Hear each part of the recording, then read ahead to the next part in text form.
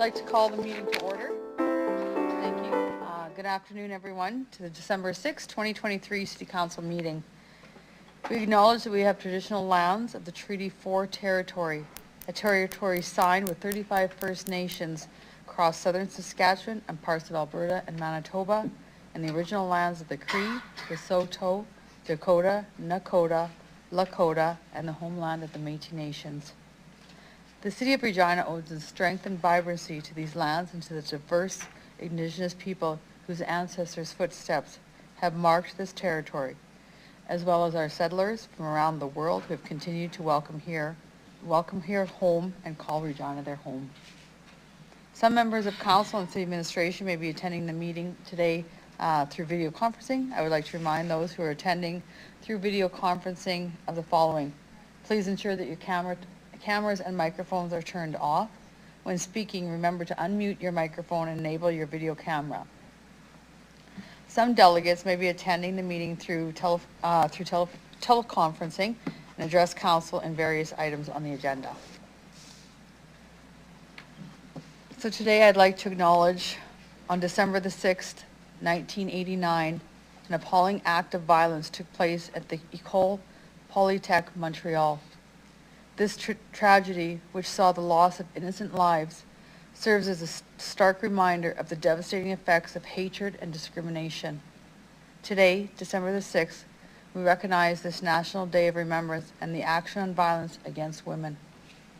This is a day to reflect on the impact of violence and the importance of our collective efforts to create a safer, more equitable society. This day is not only about remembering those who were lost, it is about action. It compels us to examine our values and our responsibilities towards each other and as members of a shared community. It challenges us to comfort and address the root causes of violence, sexism, racism, or any forms of bigotry. As we move forward, let our actions reflect our dedication to make a positive difference. Let us work together to build a society where such tragedies are not repeated, and a society based on respect, equity, and peace for everyone.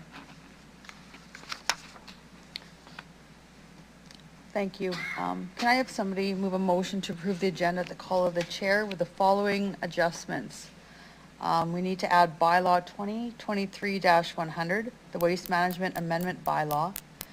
2023, number 2, this bylaw was scheduled for the meeting but was not included in the published agenda due to administration error. The list of registered delegations with an adjustment to move communication CP 23-89 from item CR 23-29 to item CR 23-134. Ask for a seconder. Anyone? Councillor Stevens, thank you. Call the question. Anyone opposed? Carried.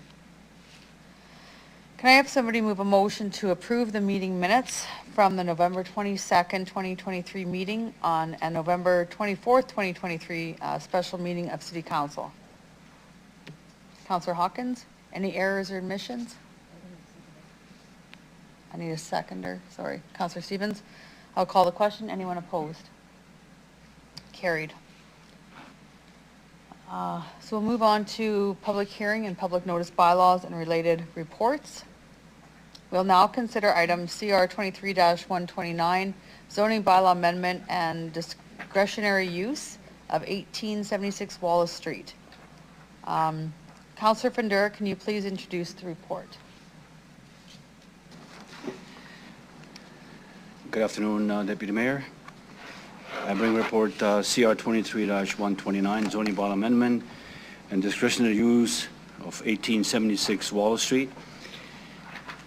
Planning Commission recommends that City Council approve the discretionary use application for the proposed assembly religion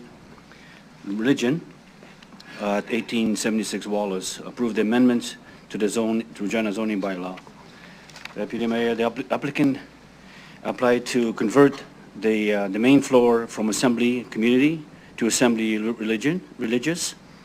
There are no changes to the floor plan, parking, or anything else pertaining to this building.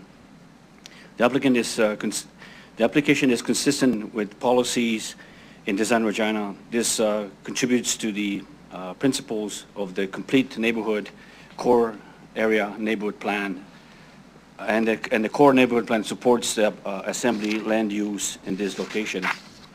Administration recommends approval. Planning Commission voted unanimously on that one. Commission seeks concurrence. Thank you. Thank you, Councillor Fedora. Can I have somebody move the report? Anyone? Councillor Stevens, and a seconder? A seconder, please. Councillor LeBlanc, thank you. Do you wish to speak to the report, Councillor Stevens? You're good. Any questions from council members for this report? No? I see none. Would you like to close the debate? No, we're good. Okay, I'll ask the clerk to please start the vote.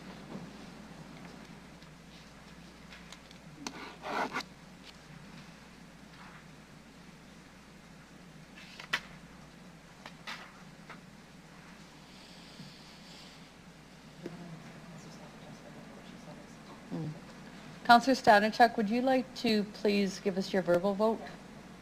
Okay, In favor. in favor? Okay. Oh, no, I can do it. Okay, good.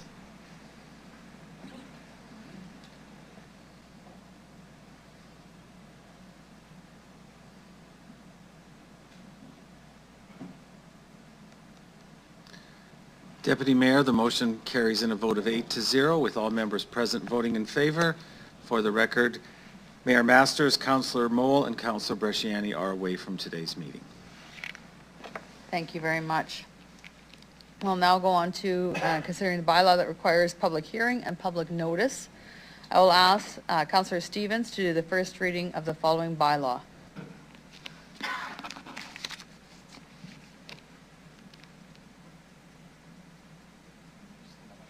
Oh, sorry.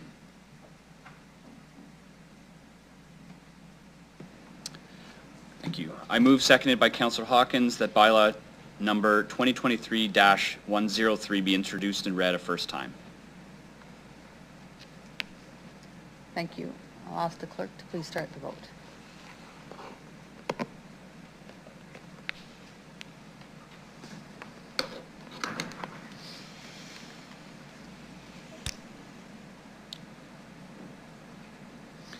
Deputy Mayor, first reading passes in a vote of 8-0. Thank you. I'll call upon the clerk to please speak to the public hearing notice of these bylaws. Thank you, Deputy Mayor.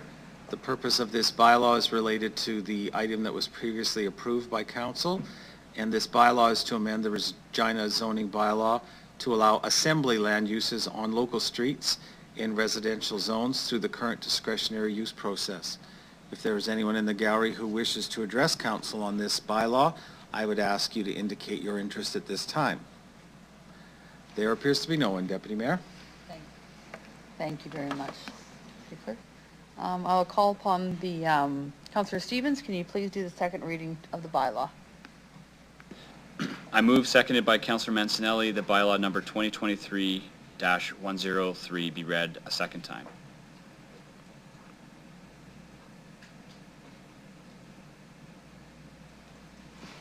Does anyone have any questions?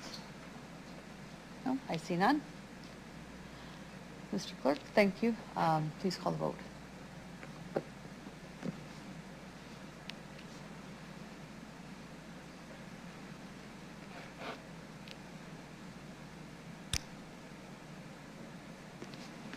Deputy Mayor, second reading passes by a vote of 8-0. Thank you very much. Councillor Stevens, can you please do the consent for the third reading of the bylaw? I move, seconded by Councillor Fendura, that Council hereby consent to bylaw number 2023-103 going to a third reading at this meeting.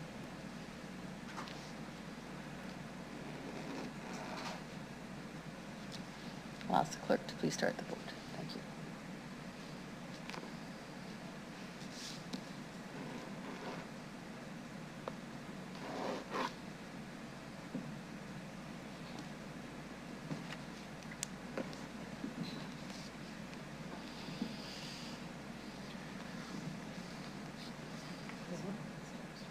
Councillor? Okay. Deputy Mayor, unanimous consent to proceed to third reading at this meeting has been achieved as required by law, with all 8 members voting in favor. Thank you very much. Councillor Stevens, can you please do the final reading of the bylaw? I move, seconded by Councillor LeBlanc, that bylaw number 2023-103 be read a third time. I'll ask the clerk to please start the vote. Thank you.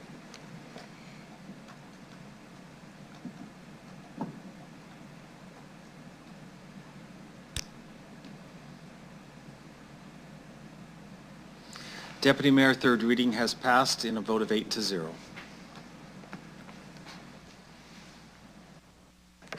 Thank you very much. We'll now move on to the city manager's report. We'll now consider item CM 23-36, the municipal revenue sharing eligibility criteria. Can I please have a member of administration please introduce the report? Mr. Dunn. Mr. Fair? Good afternoon through you, Deputy Mayor. So this report we bring forward to you annually. I call it a housekeeping report. The Ministry of Government Relations requires City Council to pass a resolution annually confirming that the city has met the eligibility requirements to be able to receive the municipal revenue sharing grant.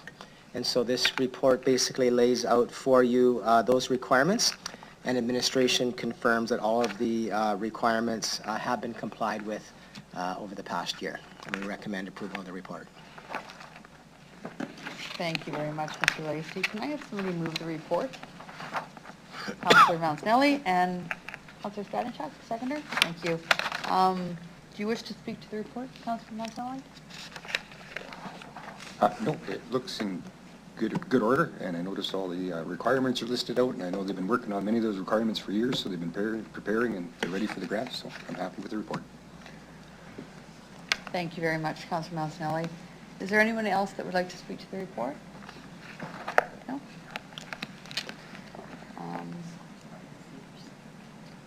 Councillor Vansnelli, would you like to close the debate? Good You're for the vote. Clerk, could you please call the vote then?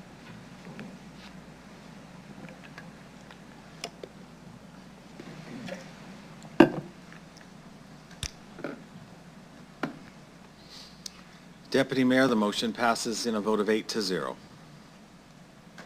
Thank you very much. We'll now move on to the committee reports. I would like to call upon delegations. Oh my goodness, there's a bunch of delegations, sorry. Are we calling on all of them? Yeah, no. Would you like to call on all of them? Yeah, they're all over. Okay. Okay. Sorry, we had a bunch here, I was just making sure. We'd like to call upon Lisa Cook from the Humane Society. Hi, Lisa.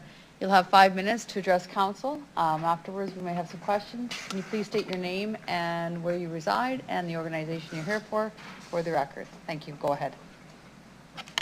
Thank you very much. My name is Lisa Cook. I reside in the city of Regina, and I am representing the Regina Humane Society. I'd like to thank City Council again for the opportunity to contribute to the community nonprofit tax exemptions for 2024. I represent the Regina Humane Society and respectfully appeal for your support in reassignment of our organization from Stream 3 to Stream 2 under the community nonprofit tax exemption policy. For close to 6 decades, the Regina Humane Society has enhanced animal well-being and delivered diverse programs to foster a humane community which values both animals and their human companions. The Society has worked with the City of Regina since 1988 on a contract basis to provide animal control and impound services, as well as programming to support responsible pet ownership. This 35-year relationship is a success story of cooperation to provide effective, centralized, and cost-efficient municipal services which ensure the health, safety, and well-being of Regina's people and animals. Our organization furthers Council's objectives for delivering these services economically and enhances quality of life, supporting the Design Regina Official Community Plan, Community Safety and Well-being Plan, Recreation Master Plan, and Cultural Plan through services such as sheltering and care for 3,800 animals annually, bylaw enforcement including 24/7 emergency services to Regina Police and Fire, enforcement of provincial animal cruelty laws, youth-focused humane education, bite prevention, and literacy programs, service learning, special needs and recreational programs, and pet wellness outreach for financially challenged pet owners, including pet food banks, community fridge stocking, subsidized spay-neuter, and microchipping. Our programs and services are not confined to animal welfare. They operate on the premise that pets improve well-being, enhance life quality, reduce self-destructive behavior, and lower health care and social services expenses. While pet ownership spans all demographics, access to pet wellness services does not.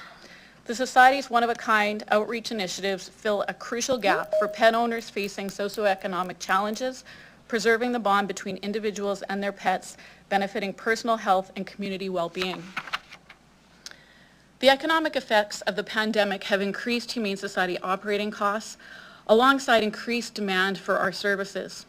Without a 100% community nonprofit tax exemption, our organization would need to divert funds from community programs to cover property taxes, forcing cutbacks in crucial areas. Our capacity to deliver subsidized spay-neuter and microchip services would be reduced by close to 400 surgeries. And pet wellness programs such as pet food bank support will be eliminated if the full exemption is not achieved. These programming cuts will result in a significant increase in the number of homeless and unwanted animals in the community and diminish accessible veterinary care for underserved and at-risk groups.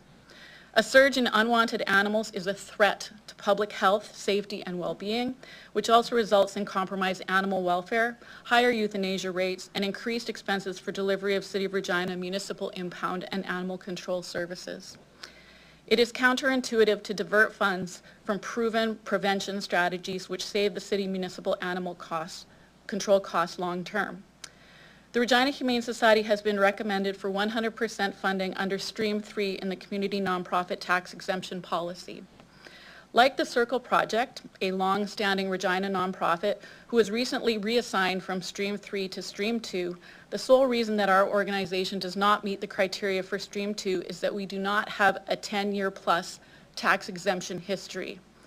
Although the Society has served Regina since 1964, our approved tax exemption requests span only the last 3 years after acquiring property in Harbor Landing to build an animal community center which will replace our time-expired facility on the city's perimeter.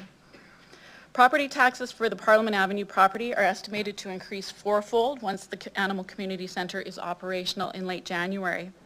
Without a 100% community nonprofit tax exemption, our organization will be faced with a substantial financial challenge which will negatively impact our community. The Regina Humane Society is grateful for continued support from the City of Regina. As a long-standing nonprofit organization serving Regina for 60 years, we've consistently demonstrated our commitment, service, and financial integrity. We kindly and respectfully request a 100% community nonprofit tax exemption for the Regina Humane Society by reassignment to Stream 2. It is a wise, prudent, and responsible investment in facilities and services for the people and animals of Regina, which will save the city costs long-term. We look forward to working collaboratively with Council and administration to ensure a vibrant, inclusive, attractive, sustainable community where people live in harmony and thrive in opportunity. I'd be happy to answer any questions. Thank you very much, Lisa. Any members have any questions? Councillor Hawkins, go ahead, please. Thank you, Chair. Thank you, Lisa, for such a clear explanation of the good work you do in the community. I have simply one question. What's the advantage to you and to the society of being moved from Stream 3 to Stream 2? Through you, Deputy Mayor, the advantage would be that we would be moved into a 4-year approval cycle versus having to reapply annually, where there is, some uncertainty.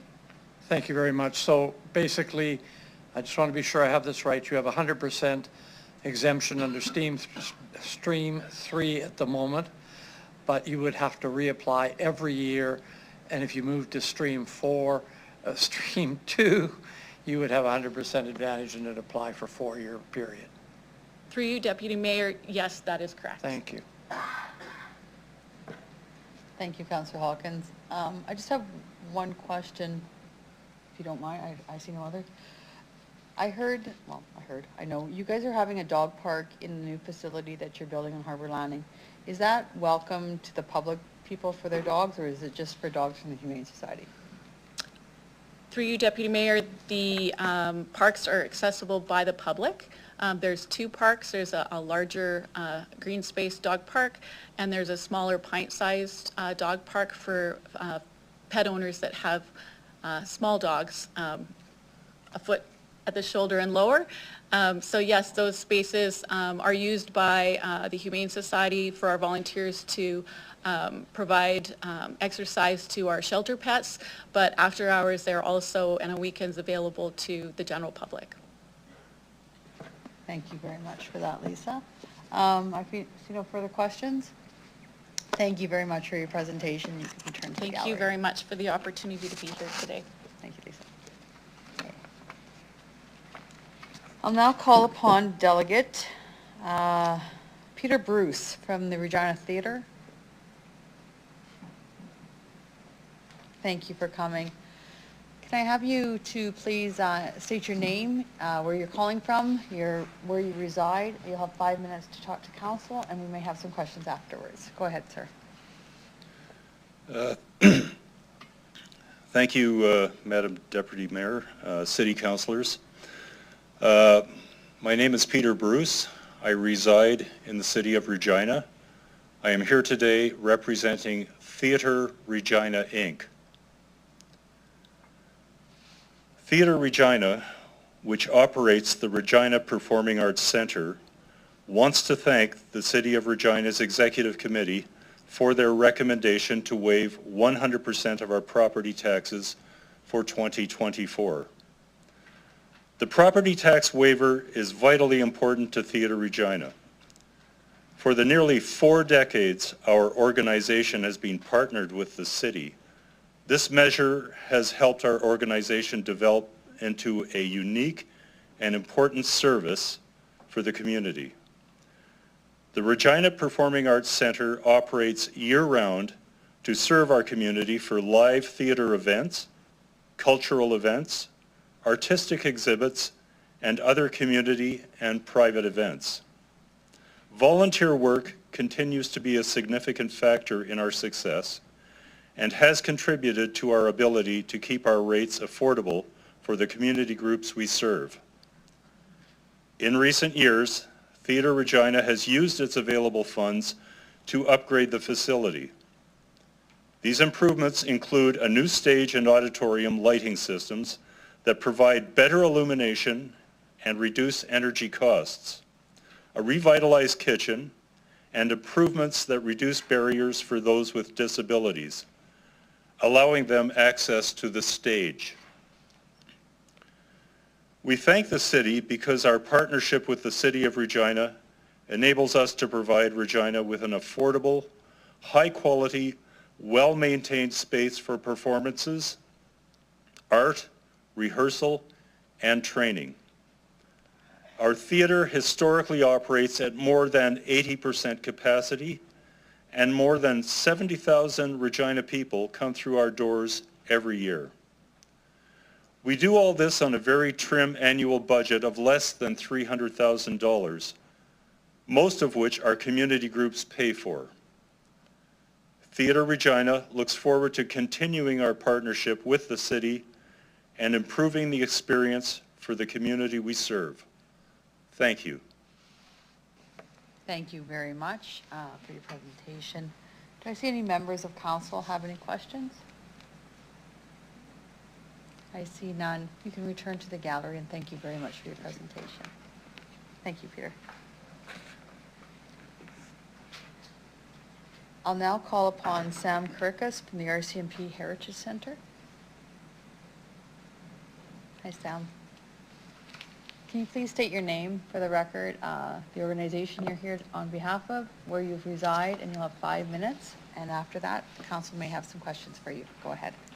Good afternoon, everyone. My name is Sam Kirkus. I reside in Regina.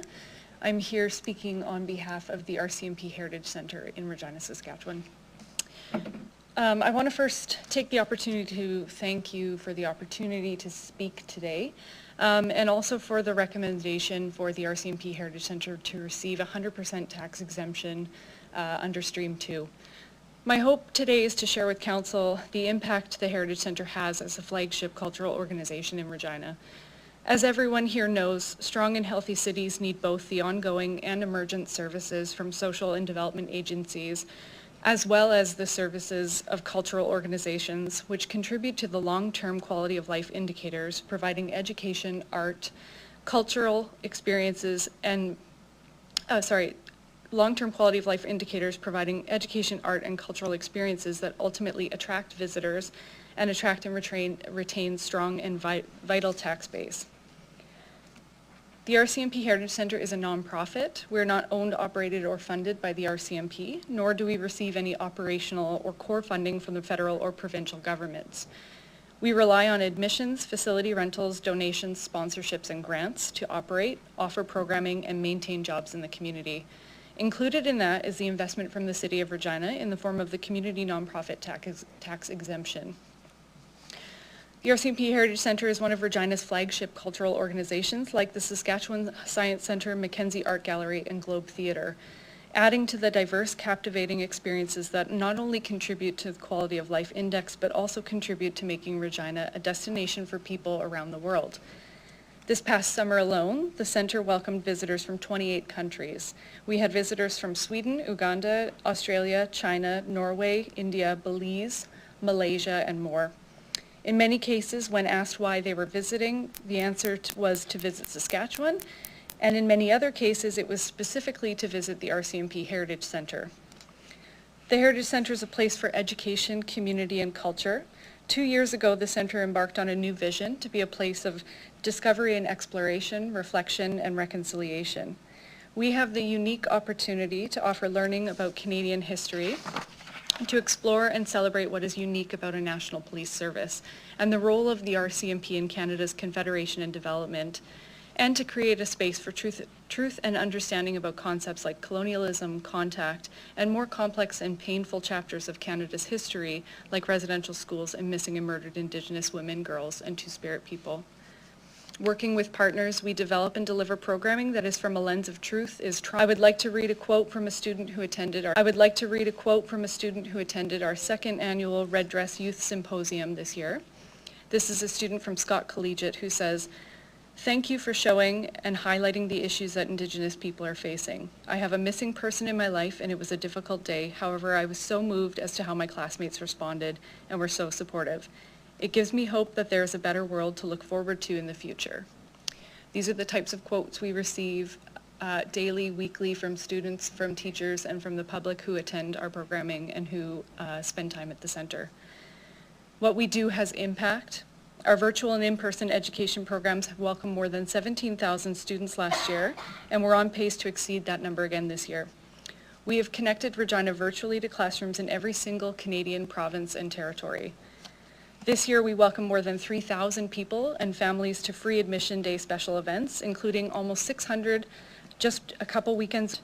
As a flagship cultural organization, we serve the community and we provide services to attract people from around the world to our city. The tax exemption is a critical investment in culture on behalf of the City of Regina that allows us to continue to maintain jobs, offer world-class experiences, welcome the community and newcomers to their new home, promote Regina, and provide an opportunity to learn about Canada and each other. The recommendation for our tax exemption demonstrates an investment in culture and one that will allow our city to continue to grow and thrive as a top-ranked place to live and to raise families in Canada. Thank you for your time. I'm happy to answer any questions you may have. Thank you very much for your presentation. I will open the floor. We have a few questions from council. Councillor Hawkins, go ahead, please. Thank you, Madam Chair. 2 questions. I understand from your presentation that you're satisfied with the tax exemption under Stream 2 that you received. Good. Yes, Second very thing much is, can you fill us in a little more on the status of the application to become a national museum? I know you're frequently asked that question, but we're anxious for a positive answer as soon as we can get it. Yeah, absolutely. I never get sick of that question because it means that we're continuing to move forward. As I've shared with council in the past, but I'll share it again for those who aren't familiar, through you, Madam Deputy Mayor, there's no precedent for how to become a national museum in Canada. It is a multi-year process, so that is the one thing that we know is it takes a number of years for it to happen. As an example and an indicator of kind of how that process has unfolded in the past, with Pier 21 in Halifax, it was established, the intent was established in 2009, and then it wasn't actually established as a national museum until 2 years later, 2011. In that case, there was no new build of a building, so it was a little bit faster of a process. With the Canadian Museum for Human Rights, the intent was first noted in 2008, and the museum was opened in 2014. So a number of years there to continue through the process. To become a national, it has to become a bill and be passed in the House of Commons, and then amend the Museums Act. In our case, we had the unfortunate reality of having a pandemic happen in between the commitment from in the mandate letter to the work that we've done so far. We are in a very important time right now in our efforts in moving the project forward as we're coming into a federal budget. So we have the opportunity right now to continue to impress upon Ottawa and the people who make decisions there that this is something that the prairies would like, that the West would like invested in. And so that's the step of the process we're in right now. An indication in the budget, of course, would suggest that there's further establishment or further moves towards establishing it as a national museum. Having said that, if there is no indication in the budget, that doesn't mean that the project is finished. It will still maintain, and the last that we have is that at the recent Standing Committee for Canadian Heritage, Deputy Minister Isabelle Mondeau noted that she is receiving many letters of support from constituents. It remains top of mind. She commended the Heritage Centre for the work and collaboration that we have done with them to this point, and noted that she believes that we're ready to take the museum to the next level.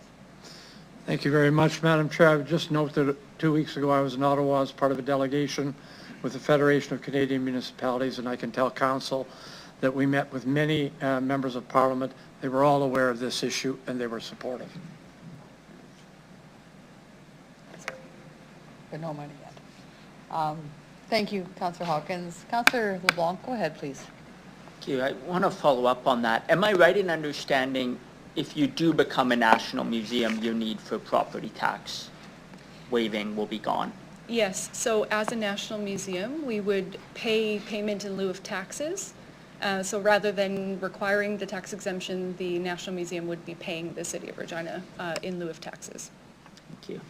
I'm just looking at the numbers. I see that total recommended exemption this year, $700,000. Do you know over the life of the exemption, the total dollar value of the exempt taxes the center has received? I don't have that number top of mind. I do know, I believe it's in the millions in terms of what that exemption has looked like since 2005. Okay. Great, thank you. I don't have any more questions. Thank you, Councillor LeBlanc. Councillor Mancinelli, go ahead, please. Thank you very much for the presentation through the chair. I note the RCMP, Regina is the home of the RCMP. Appreciate the Heritage Centre. In recent news, they've made an announcement about the training centre also located on your grounds, possibly decentralizing training. Looking at the heritage of Regina as well as the heritage of the museum, the Heritage Centre you represent, are there any dangers there, or have you ever voiced an opinion making sure that Regina stays the home of the RCMP? Through the chair. Through you, Deputy Mayor. I don't believe the Heritage Centre can take a position on that. Obviously, that is a decision outside of the realm of our nonprofit and how we operate. We do have a strong relationship with the RCMP, obviously with Depot and F Division being right next door to us, but across the country we have that relationship. We do currently have some programming that allows us to partner with Depot. So for instance, we offer tours of Depot. We offer folks can come over and participate in programming that includes a tour of depot or a visit to the Sergeant Major's Parade. So it would have an impact perhaps on programming in that way, but without taking a stance on that particular decision, if and when that decision is made. Appreciate the answer. Thank you very much. Thank you, Councillor Masnelli. Okay, I see no further questions. Can you please go back to the gallery, and thank you very much for your presentation and being here today. Thank you. And answering the questions. Thank you. So our next delegate is online. Okay, we got him connected. John Hampton from the Mackenzie Art Gallery. Can you hear us, John? Okay. Mr. Hampton? Oh, yes. Hello? Are you ready to speak? Yes, I am. Okay, can you please introduce your name, the organization you're calling from, where you reside, and you'll have 5 minutes to address council, and after that we may have some questions for you. Go ahead, Mr. Hampton. Okay. Hello, it's John Hampton. I'm representing the Mackenzie Art Gallery, and I'm calling from Regina today.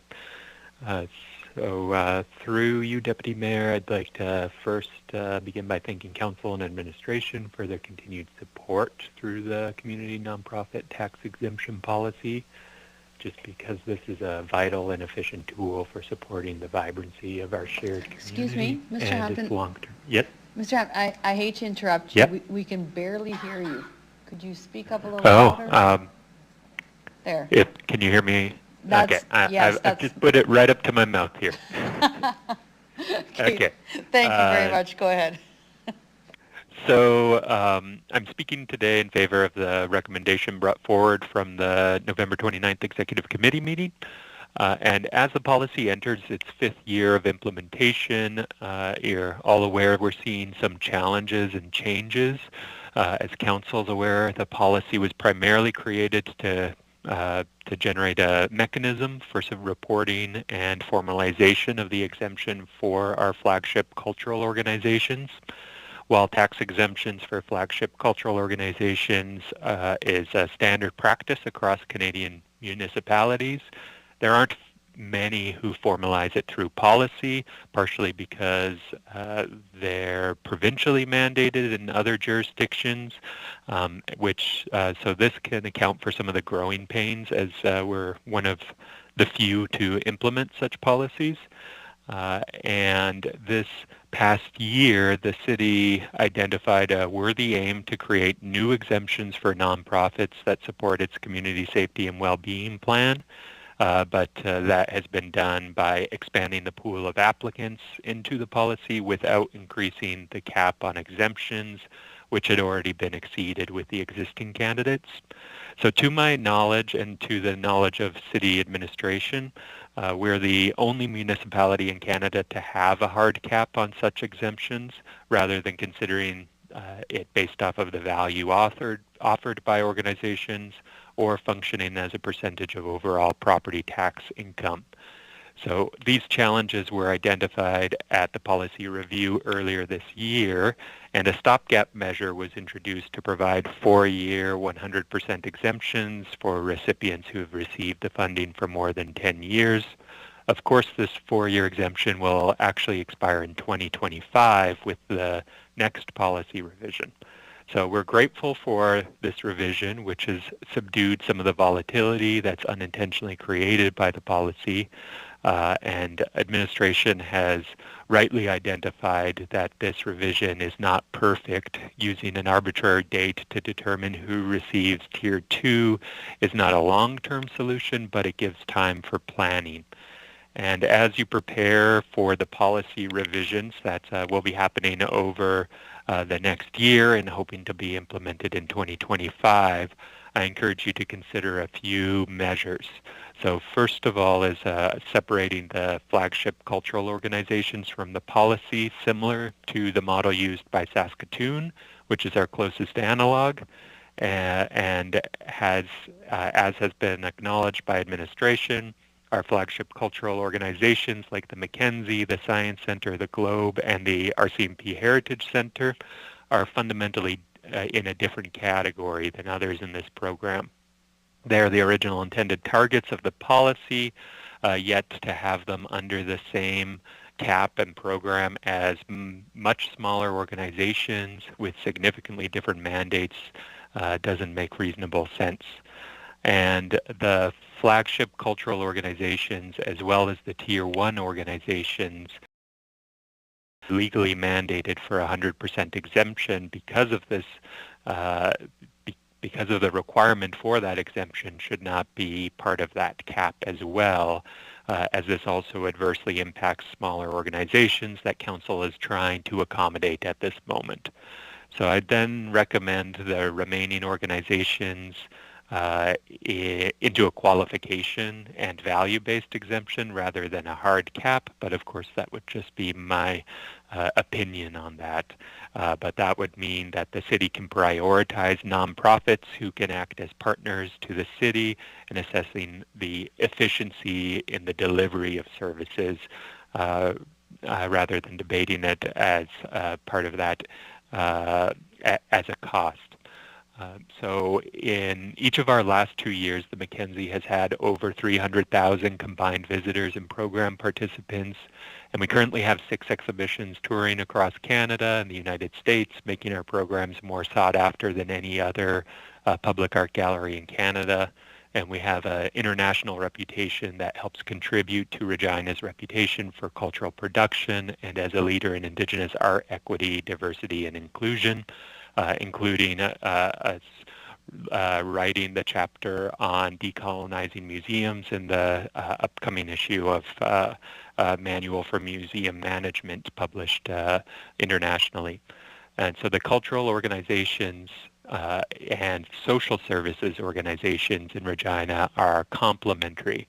So both are essential for a thriving city. Nonprofits that promote community safety and well-being address immediate concerns and affect people in need now, while cultural organizations offer long-term benefits through increased education, professional and mental health outcomes to reduce the number of individuals requiring such supports, and also promote more engaged, fulfilled, and happy citizens. They also contribute to more immediate quality of life factors that help us love this community and ensure we can attract and retain citizens, continue to grow our city, improve property value, and contribute to the overall economic vitality of the city through a growing tax base that supports the continued delivery of these much-needed programs. So thank you for your time, and I'll stick around if there are any questions. Thank you very much for your presentations. I'm just going to see if we have any members from council that have questions. Councillor Zakiniak, go ahead. Zakiniak. Thank you. So I was just wondering, thank you for your presentation and feedback. I was just wondering if you have given your feedback about potential future improvements to city staff and if they had said that they would be considering that feedback. Thank you. Through the chair, we have provided feedback to the city manager on this and have discussed, and there's I think there's alignment there in thinking through a flagship cultural organization policy to get us a little to learn from other municipalities and administer this a little more efficiently. So I believe there is an alignment on that. Okay, thank you. Thank you very much, Councillor Skiniak. Councillor Stanachuk, go ahead, please. Thank you, and through you, Deputy Mayor. I'm wondering, Mr. Hampton, if you could just say a little bit more about the practice in other municipalities.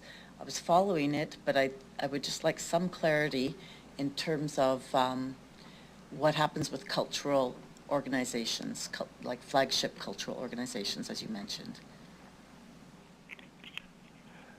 Thank you for the question, and through you, Deputy Mayor, there are several provinces that mandate cultural organizations receive 100% exemption provincially, and we do. The province of Saskatchewan does provide that for certain organizations, but doesn't explicitly state cultural organizations. And in the only municipality that I've found that through research assisted by Sam, who you just heard from, was in Saskatoon, where they have a flagship cultural organization funding category that they have 3 points to that categorization. Number one are cultural institutions or festivals that play a major programming role in the community. 2, provide mentoring support to smaller and emerging cultural groups. And 3, have an operating revenues over 1.25 million and attendance over 30,000 for 2 consecutive years. So that's their categorization, of which they receive 100% exemption, having met those qualifications. Okay, thank you very much for that. I'm sure that as we continue with this in the years to come, that we'll get that kind of comparative information as well. So thank you very much. Thank you. Councillor Stadenchuk. I see no further questions from, sorry, Councillor Hawkins just turned on here. Go ahead, Councillor Hawkins. Mayor, I was just simply going to move the recommendation if the time has come. Just going to ask our delegate if he can leave the meeting, and then we'll go on to that. Thank you very much for your presentation. You can now leave the meeting if you'd like. Thank you. Thank you very much.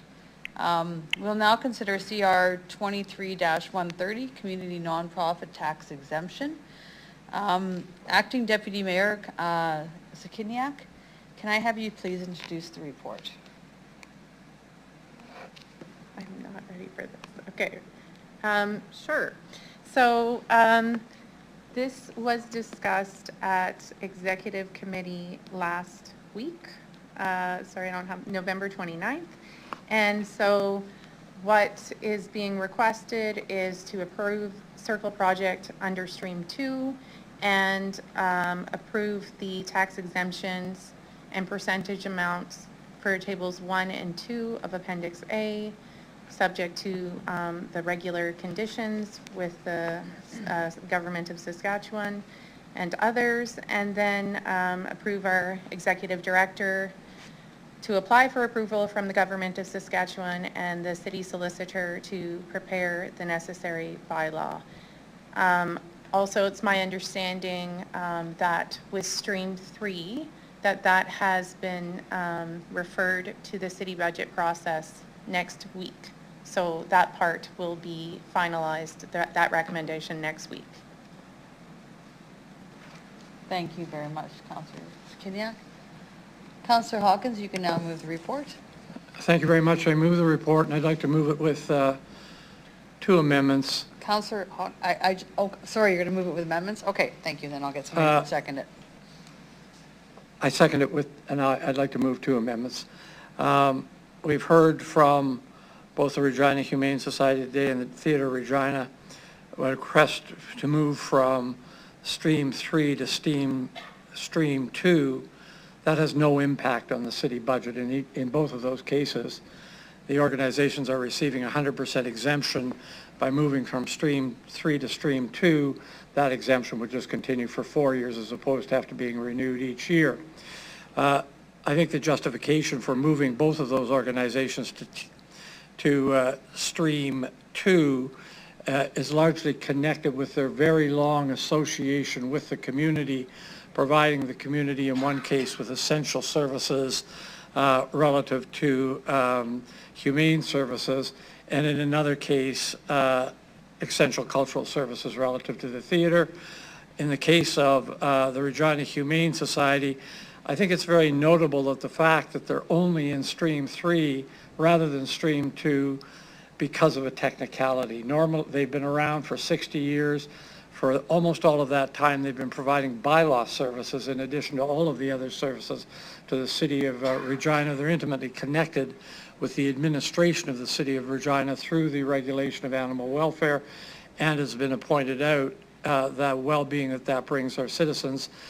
Because they have now moved from just outside the city into Harbor Landing, they are asking really that their long service is to be recognized by moving them into Stream 2, much as Circle Project, which is also highly valued by the city, asked for this move based on a technicality of moving from leaseholding to rent holding, land holding for their facility. In the case of Theatre Regina, I also note the very long service through to the cultural community. So I would move, therefore, the two amendments to move those two organizations from Stream 3 into Stream 2. Thank you, Councillor Hawkins. I need somebody to second that with the amendment. Councillor Stevens? It will second it? Okay, with the amendment. Oh, okay. Here's your point. Go ahead, Councillor. Theatre Regina Incorporated is already in Stream 2? Yes, so just if administration can confirm that.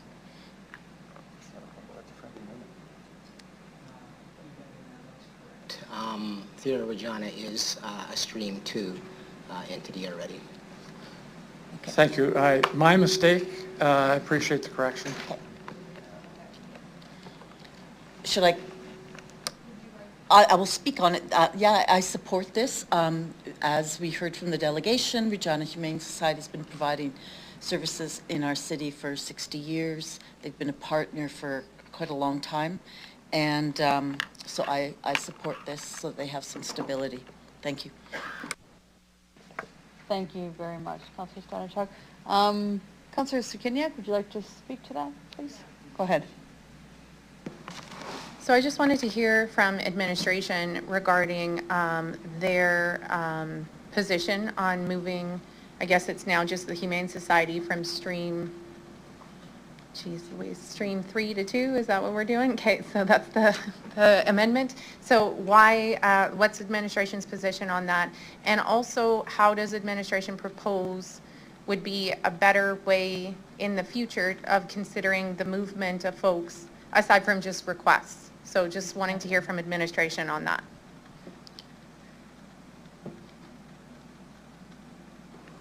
Through you, Deputy Mayor, so maybe I'll just make a few comments.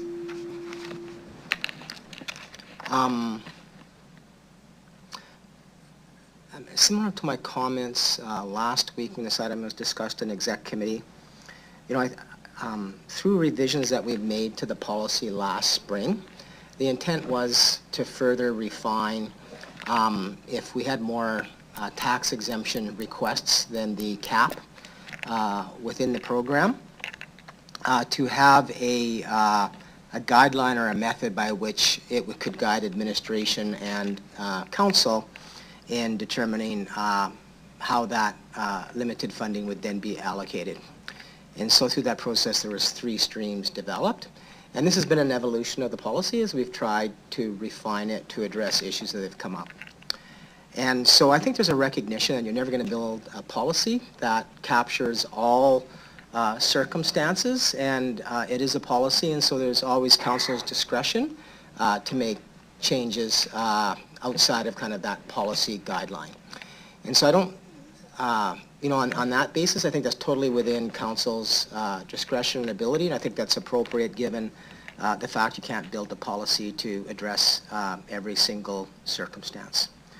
The only comment I would have, and so this would move the Regina Humane Society into Stream 2. Last week, council brought forward, which you'll be voting on here, the Circle Project as well from Stream 3 into Stream 2. And so there is no implications to that as long as is proposed in the 2024 proposed budget, which council will be debating next week, we increase the cap such that those remaining in Stream 3 receive 100% tax exemption. If that's not approved, the more projects that you move from Stream 3 into Stream 2, where there's 100% funding, leaves a smaller pool of money then to prorate with those organizations left in Stream 3. So if the cap isn't increased as part of the budget discussions next week, the initial report basically had Stream 3 applicants basically being prorated at a tax exemption of approximately 48%. By moving these two into Stream 2, if the cap's not increased, those remaining entities in Stream 3, their tax exemption would now be prorated at approximately 39.6%. So probably the biggest impact is if the cap's not increased next week, that the proration for those remaining entities in Stream 3 is impacted downwards.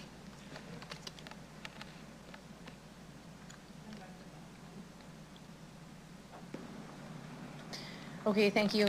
So the second part of the question was, in the future, what would be the appropriate way? Does administration have a suggestion in terms of how to consider moving from Stream 3 to 2 without entities having to come and request that? Or is that something that's going to be worked on? So through you, Deputy Mayor, I think this becomes this has been a challenging policy because each organization's needs are unique and circumstances are unique. And I think it's hard to argue that any of them in some way, shape, or form are doing good for our community and merit considerations under the policy. So I think I'd simply say is that, the next time there's an opportunity to revise the policy, and once again, the policy is under review again, there's opportunities to improve it based on discussions that we had at council. We'll certainly look at those opportunities. But I would come back to, it'd be very challenging and near impossible to build a policy that's going to build and be able to speak to every unique circumstance. And in that case, that's why I think council has that discretion and decision-making authority if it feels it's appropriate to move organizations to different funding streams within the policy overall. Okay, now, and based on what you stated in relation to the impact of the decision we make next week on Stream 3 applicants, would there be any concern to deferring the whole decision to next week? Because whatever we decide for Stream 3 is going to have implications for, whether additional projects go under Stream 2.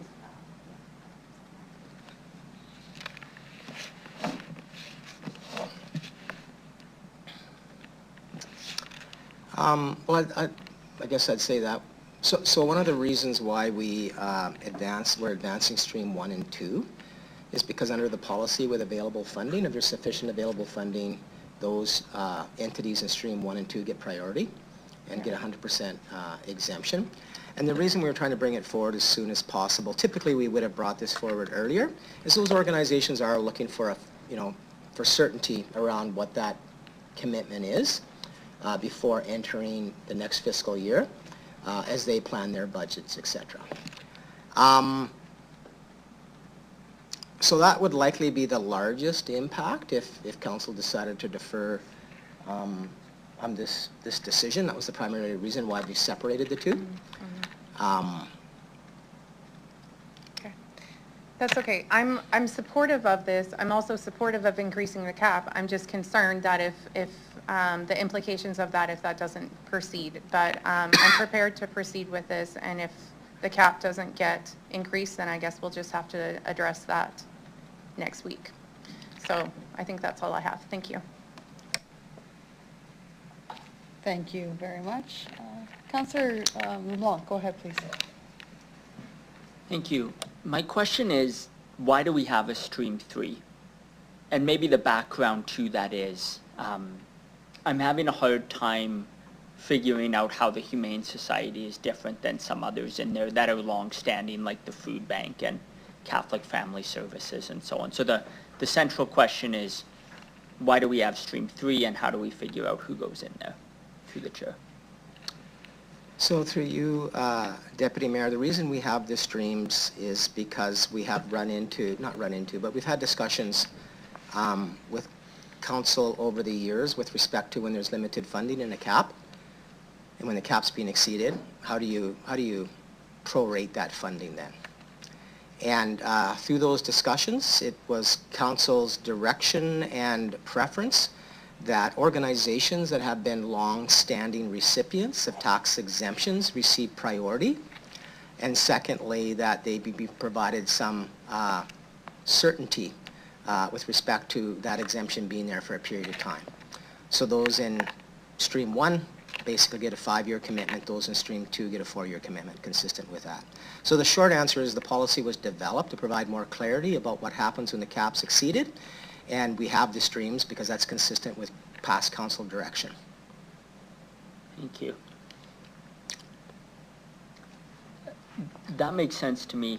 I wasn't at the meeting last week, so maybe I'll ask for clarification. Why is the recommendation that Circle project be moved from 3 to 2, and does administration support that?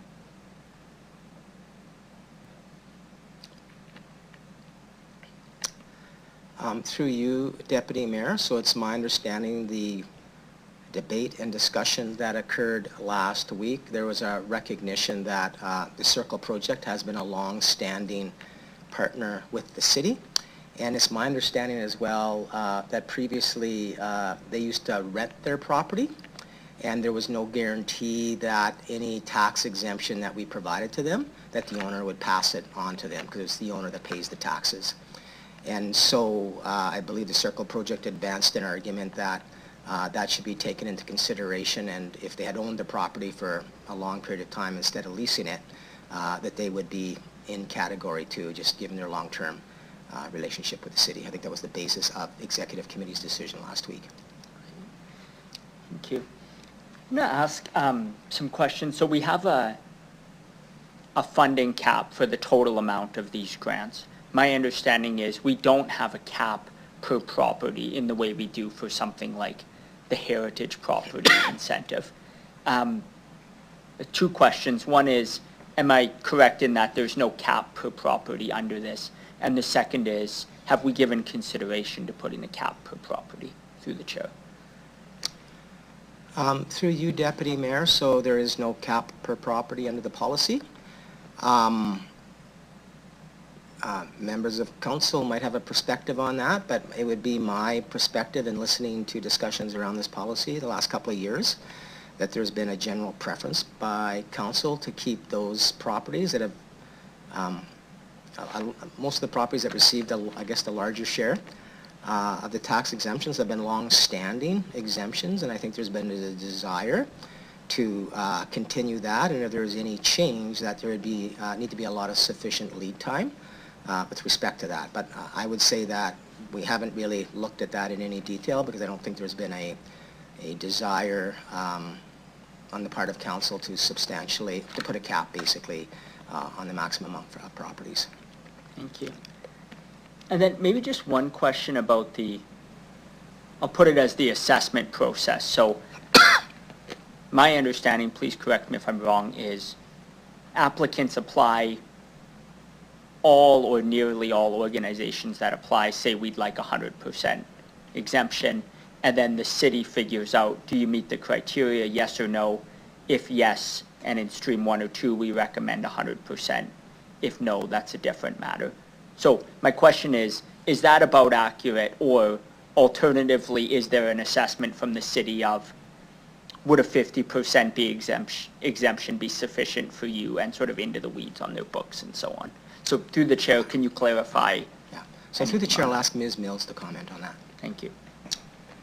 Thank you, through the chair. There's an adjudication process, so we do receive the applications that includes their financial information as well as kind of their performance metrics, KPIs, and then their narrative of what they would do with the property tax exemption. And that's reviewed by committee and different city departments as well as the executive director of CSIR. And the review is there a financial need? Are they in alignment with our, cultural rec or community and safety well-being plan? And then if they meet all the criteria within the policy, then they fall into one of those 3 streams. And the way the policy is written is if they're in Stream 3, the proration applies. The other consideration that we do go through is, we check, which portion of the building are they occupying? Are we leasing to other organizations, et cetera. So that's why you'll see some of these are not always 100%, and those are organizations where they're not necessarily occupying the whole building. Thank you.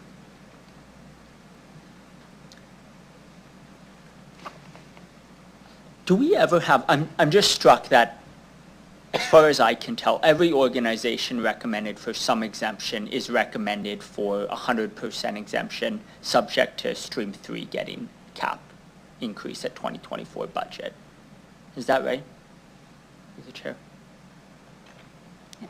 Through the chair, yeah. That's what we're currently recommending for this year. We're recommending increasing the cap to allow the space for those community and safety well-being organizations that align with the policy adjustments we made in the spring.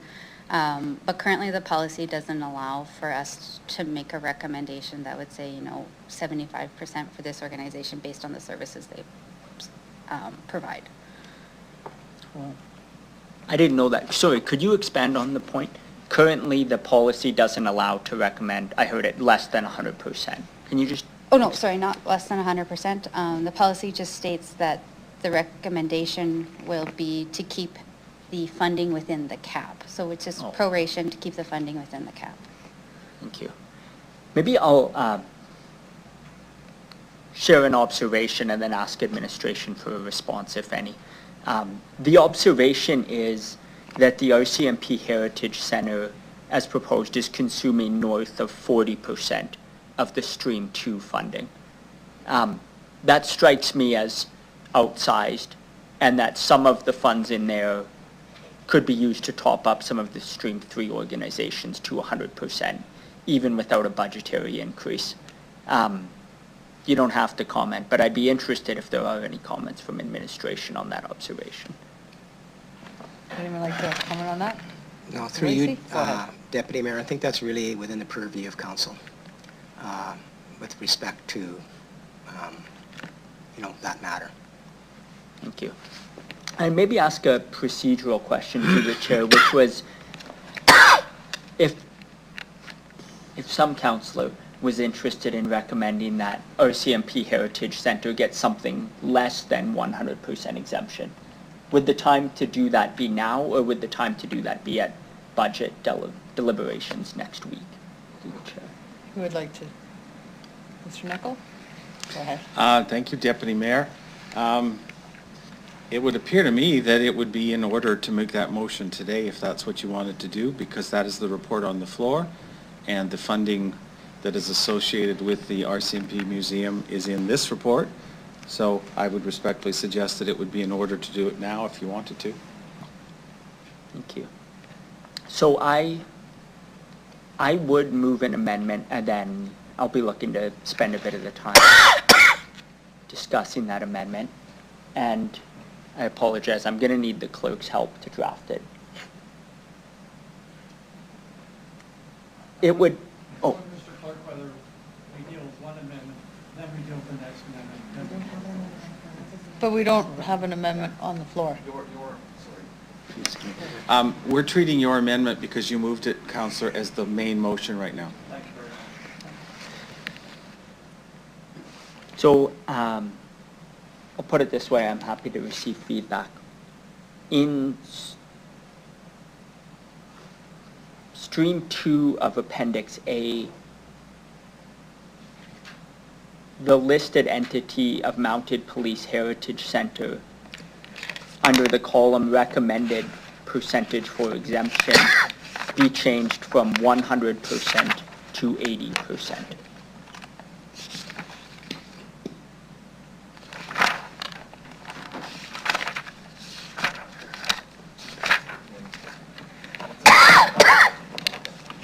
Financial statement. Would anybody from administration have a quick number as to what approximately that would be from going from 100% down to 80%? Just looking for a approximately. Mr. Lacy? Ms. Mills.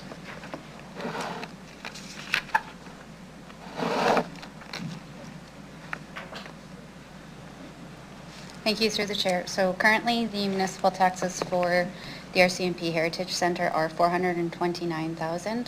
An 80% exemption would be exempting $343,545. So that's a reduction of $85,886. Thank you very much. We'll just give us a few minutes.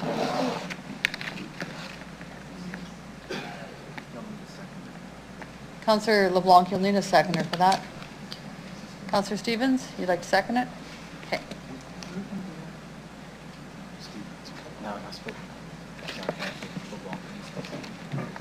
No? Okay, Councillor LeBlanc, go ahead, please. Thank you. My understanding from the RCMP delegate is that if and when they're approved as a national museum, they would no longer be liable to pay property tax in any event, but instead would pay an amount in lieu of property tax. My question through the chair, would that amount in lieu of property tax come to the city in any event? Is that who the payee would be? Who from administration would like that? Through you, Chair, I'll ask Ms. Mills to comment. Okay. Through the chair, yes. So they would become exempt under other legislation, and I don't have the name of the act in front of me. But then if the federal government chose to pay property tax in lieu, it would come to the city of Regina in lieu of the taxes. Thank you. And in that example where there's payment in lieu of taxes coming to the city of Regina, could the amount in lieu of taxes be exempt under this policy? Or I'll put it this way, would the equivalent property taxes be getting paid to the city in the situation where they're a national museum? Through the chair. Through the chair. And I was just making sure I understand the question. So if they become a national museum, would the amount be equal to their property tax, sorry? yeah, maybe I'll clarify a bit more, that's on me. So currently, if they don't get an exemption, they owe about $700,000 municipal education library. If they become a national museum, they're not liable to property tax, but they may pay an amount in lieu, which I take would be around the same amount, $700. Under the existing policy, could we exempt them from paying the $700 in lieu, or is the amount in lieu outside the terms of this policy? Through the chair. Thanks. Through the chair. So the current policy doesn't cover any payments in lieu of property tax. It's only for taxable properties. Thank you. So that leads me, that's useful. That leads me to the conclusion that the anticipated date of becoming a national museum is not going to be sort of a massive boon, I'll put it that way, to the Heritage Museum.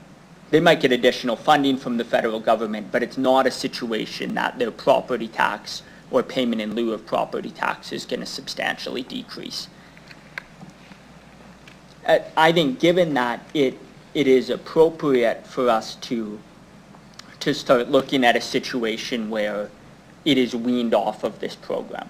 So currently, the recommendation is $700,000 between the three funding streams, admittedly, $429,000 to the city. That is a big chunk of money. That is 40% of Stream 2.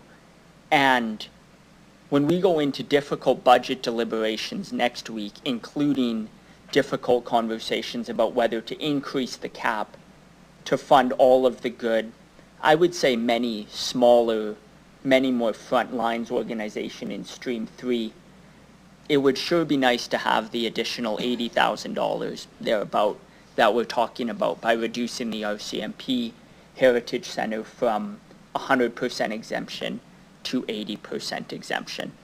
So the bullet point is threefold. I think they can weather this. Point two is, it appears if and when they become a national museum, they're going to have to weather this in any event with a 0% exemption because they're outside the terms of our policy on a pay in lieu. And finally, we could sure use this money for some of the Stream 3 applicants And if we do it, we could do so without having to debate increasing the cap or increasing it by as great a percentage next week, which is going to be a hard conversation.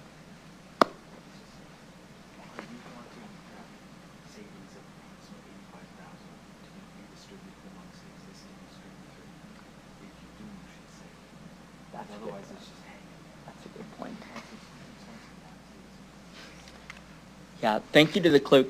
He made a good point, which I might have trouble incorporating, which is essentially if the 85,000 approximate is reduced from the RCMP's exemption, that amount would be applied kind of pro rata or equally to the Stream 3. So the money wouldn't leave this program, it would simply be distributed to some of the Stream 3. Councillor Stevens, are you okay with that? You are?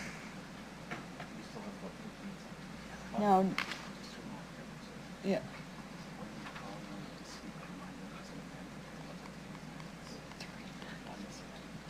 Okay. All right. Okay, I think we got it all now. Does that look right, Councillor LeBlanc? Okay. So, Councillor Mancinelli, would you like to speak on the amendment? Sure. Sorry, Oh, sorry, go ahead. I saw Mr. Lacey has a comment, and then Oh. I have 10 seconds for a pithy reply. Go ahead. Through you, Deputy Mayor, I just want to maybe clarify this whole tax exemption piece if they become national museums. I just want to make sure there's clarity around that piece. So, and this has been something that we've been talking about for a couple of years, so there's no guarantee it'll happen in 2024. But should they be successful in getting that designation, they would fall under a federal piece of legislation that would exempt them from property taxes. So there'd be no requirement on their part to pay property taxes. What we often see, though, in those situations is the federal government will then make a payment in lieu, a grant in lieu, equivalent to what those property taxes were. So there's two separate decision points there. One is that they would no longer be required to pay property taxes under that federal legislation. And then secondly, there's a discretionary piece where the federal government may decide or may not decide to pay a grant in lieu equivalent to what the property taxes normally would be. So I just want to ensure there was clarity around that piece with respect to this item.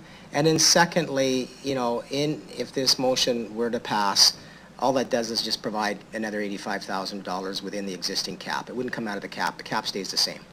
And so from that perspective, those funds would stay within the program. And the only other comment I would have is when, you know, these discussions have come up in the past, there's from time to time been discussions about it would be appropriate to provide notice, right? To give the organization time to adjust. That's all I have for clarity comments. Yeah, I appreciate that comment. Maybe I just make one more, which is, I assume if the day is coming where they don't pay tax and the federal government might pay it on their behalf, and the federal government is giving them some funding as a national organization, some of that amount is implicitly deducted from the funding. So what I suggest that means is, although the federal government is paying the tax, it looks a lot like them paying the tax in lieu because that's otherwise deducted. But I appreciate those comments. I think they're fair.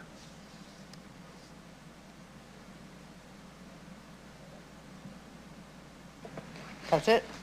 Okay. Now, Councillor Mancinelli, go ahead, please. Oh, I have to remind you, we have 3 minutes, and I actually have to start the clock. Okay, let's go.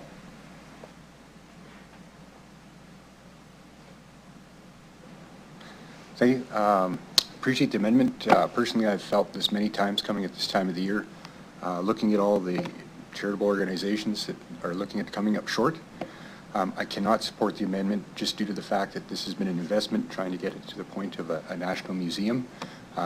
Looking at the timelines described by the delegate and looking at the timelines we've been through, pandemic considered, and the outcomes as described by Mr. Lacey, I can't support this just due to the timing. Overall, as a perception, should this still be a problem in the future, like I said, the line of sight I can share on this one.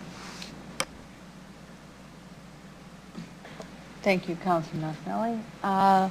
Councilor Hawkins, go ahead, please. Thank you very much, Deputy Mayor. I want to underline the point that Councilor Mancinelli has made. This has been a long, long road to have this museum declared a national museum. They're nearing completion of that. They've met all of the requirements.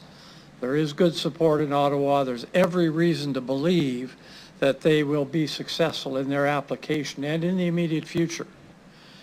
If this council passes this amendment, it looks a lot like we are pulling back our support, our endorsement in some way, of the effort to become a national museum.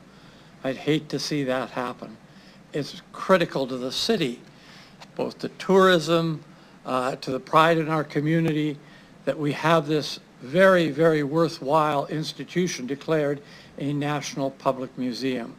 So I think it's beholden on us, especially at this time, to continue our support by showing 100% tax abatement.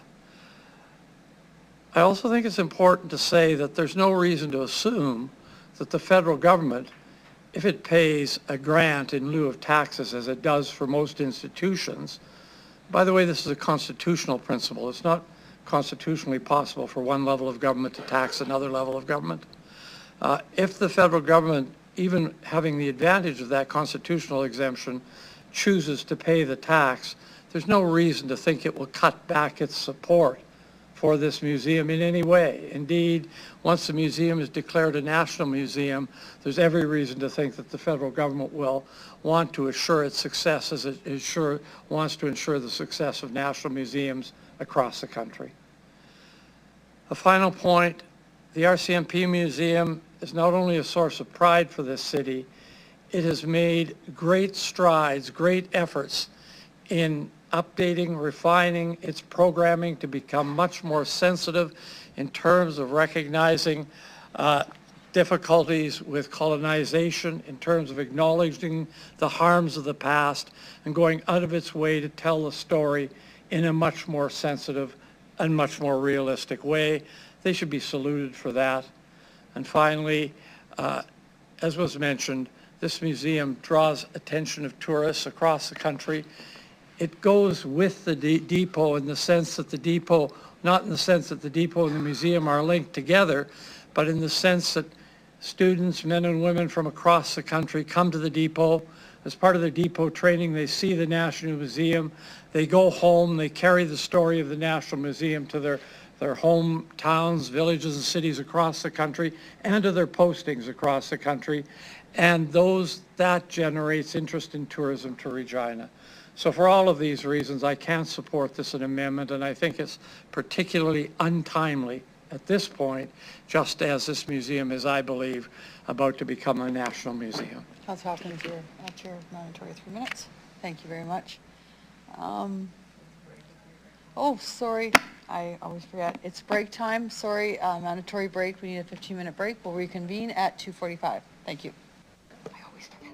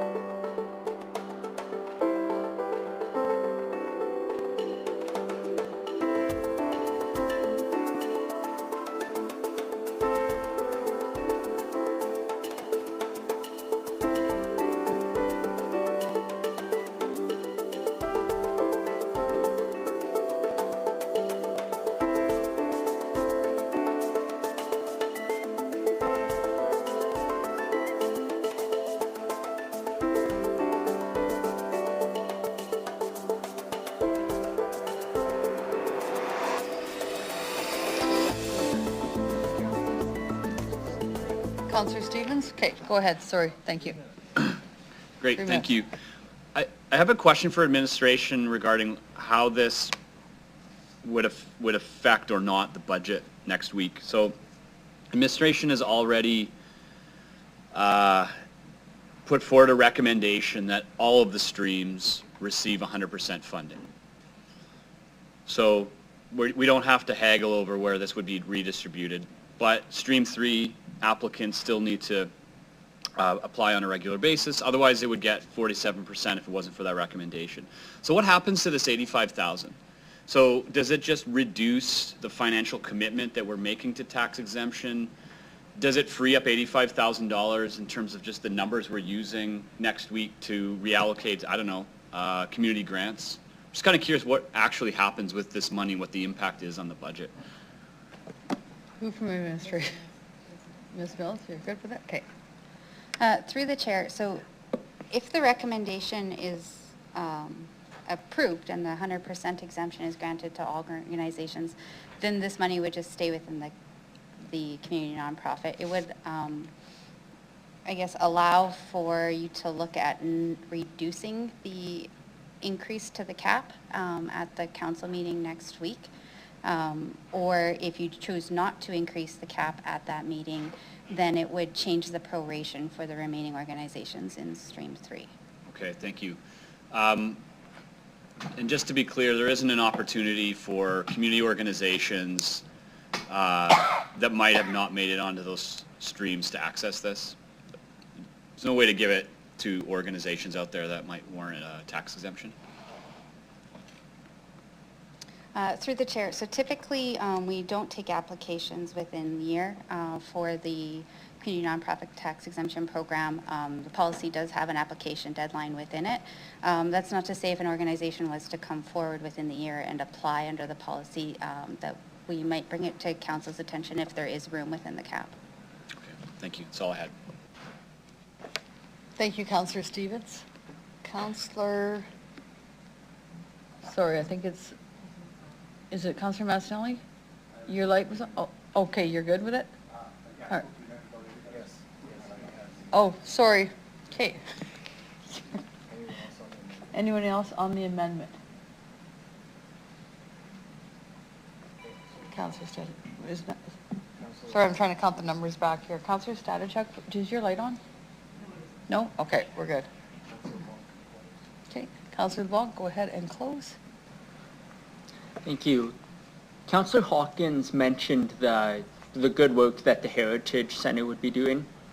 My only comment is there's lots of organizations doing good work on this sheet. Some of those are in Stream 3. If we don't increase the cap next week, some of those are going to get less than 100%. I direct you to it. I mean, it includes Carmichael, John Howard, Food Bank. There's lots of important people. As it stands now, RCMP Heritage Center is getting half, 40% of Stream 2, 430,000. This would reduce it slightly, let us distribute to some of those smaller organizations with less overhead. I think it's a prudent and good move at the time, so we'd seek your support. Thank you. Thank you, Councillor LeBlanc. We're going to be voting on the amendment, Councillor LeBlanc's amendment. Let's start the vote, please, Mr. Clerk. Mrs. Clerk.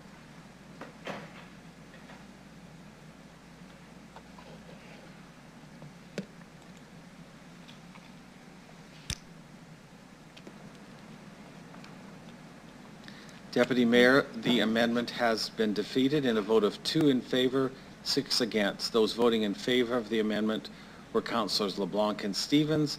Voting against were Councillors Hawkins, Mancinelli, Stanichuk, Findura, Zakidniak, and yourself, Deputy Mayor.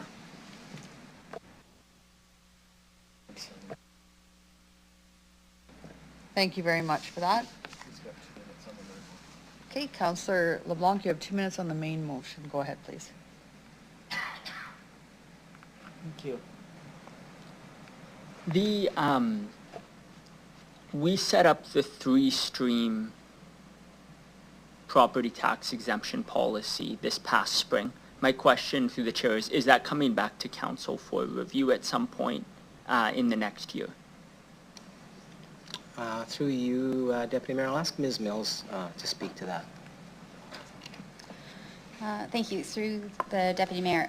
So yeah, the policy, we're currently doing some work at Council's direction when we brought that review forward. We were given direction to undertake a review, not just of this policy, but looking at the Community Investment Grants Program and bringing the outcomes for those two programs together and looking at some of the concerns we've heard from applicants under this policy as well as that program. So that work has begun. We are looking kind of at just moving through the engagement piece with that work. And then once we're done that this policy as well as any changes to the grants program would come back to council. Thank you. And am I right in understanding there's no current estimated timeline for when that would come back to council? Through the Deputy Mayor, initially we had looked at coming back for 2025. However, as we're just looking at the engagement strategy, we don't have a solid timeline. Okay, no, fair enough. Maybe two comments. One, I think like the heritage incentive policy, it's worth looking at a cap per property because, I mean, the amendment failed, but 40% of a stream is a lot for one property. I couldn't imagine us doing that for one house in a heritage funding policy. That's point one, but I'll leave it there. The second is, I'm in favor of the amended motion put forward, including moving the Humane Society to Stream 2. My only comment on it is the three streams make sense to me, and the dividing line between 2 and 3 of have you been in 10 years, that's pretty easy to adjudicate. I think it's a bit tricky business getting into the extent to which we trust people, and that's how we divide streams 2 and 3. So as a general proposition, I'd say it makes sense to have this bright line. If you've been less than 10 years, you're in stream 3, however much we trust you. But I like dogs, so I'm going to vote in favor. Thank you. Good choice, Councillor Long. Councillor Marcelli, you were going to speak on the main motion? Okay, go ahead. Thank you. Through the chair, I was just wondering how this policy will in the future address charitable organizations who have gone through a major renovation or a new build, and with the cap and the change in costing, are there any thoughts to how that'll peel out? Who would like to take that? Ms. Mills. Okay. Thank you. Through the Deputy Mayor. So the policy currently, I guess, does not typically or explicitly consider any renovations. We're granting the exemption to the organization, a percentage exemption. So currently any improvements made to the property would receive that same exemption. So year over year that would kind of change the amount of funding required for those organizations, depending on what that improvement was. And how do you think that would lay out with the associated costs with something especially like a new build that can so radically change the taxation of one entity as well as the cap in place? So, as Councillor Blanc was pointing out, RCMP Heritage Museum's 40% roughly. If the food bank was to all of a sudden receive 100% cap on everything, I think they get 27% right now. And they rebuilt a new location that was even bigger and more expensive. Would the following year a whole bunch of other entities get kicked out from the cap or defunded? Through the chair, so yes, just to be clear, sorry, the food bank property that's in Stream 3 is the new property. The main food bank property is in Stream 2. So yes, if the organizations that are in, let's say, Stream 1 or 2, where we're giving them 100% multi-year exemption, are doing improvements, that will lessen the funding available in Stream 3 for the next year.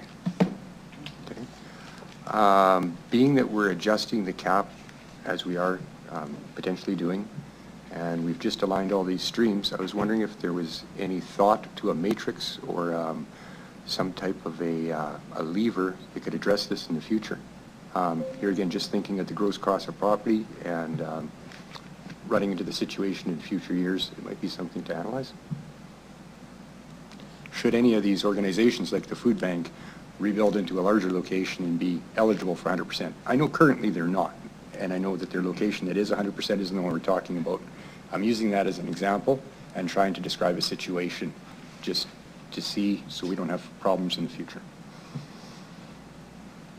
Through the chair, so I think that's something we can consider as we go through the next review, as well as, you know, these exemptions do count to council year over year, so if that does come up in year, that would be explained in the council report, and then those decisions might be at council's discretion to make that decision should that situation occur.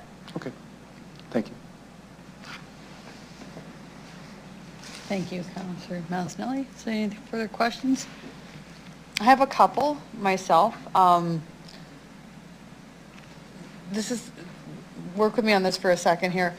A dog park, I understand, I know it costs a lot of money, the city, it's constant, you know, the fencing and so on and so forth. Does anybody have an idea possibly what a dog park costs to run in the city? A rough ballpark? Anyone? Oh. We might have an answer. Thank you. Through Go the ahead. chair. Thank you. I believe the last dog park that we implemented at Mount Pleasant was in the range of $450,000 to $500,000. Is that a year? That was just for the construction of the dog park. Okay, and then we have people that are going and putting dog bags in and so on and so forth, but about $400,000 to construct it and then probably a small amount to maintain it, am I correct? Through the chair, I don't have the operational costs, but there would be costs associated just with mowing. And depending on the site, they're mowed different numbers of times, just so that we can provide different experiences at all the different dog parks. Okay, thank you, yeah, 113 Daphne doesn't get mowed, but thanks. Okay, I just wanted to get kind of a rough estimate because from what we heard from the Humane Society, there's going to be a dog park in their facility for the people in Harbor Landing and the South people to use, which is an expense that we, the city, are not going to have to bear because there is no dog park in that area that I know of anyways. So I just wanted to add that. Also, I apologize for not asking you when you were here, Ms. Cook.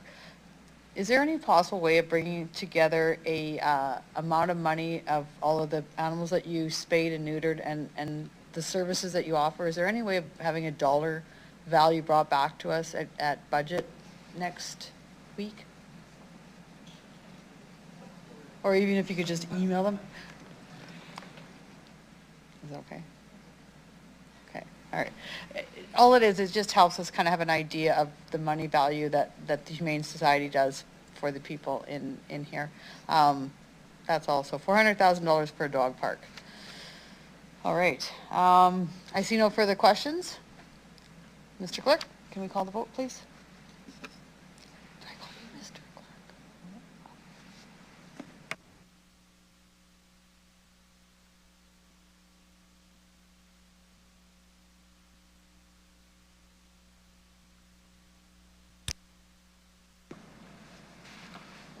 Deputy Mayor, the motion passes in a vote of 8-0 with all members voting in favor.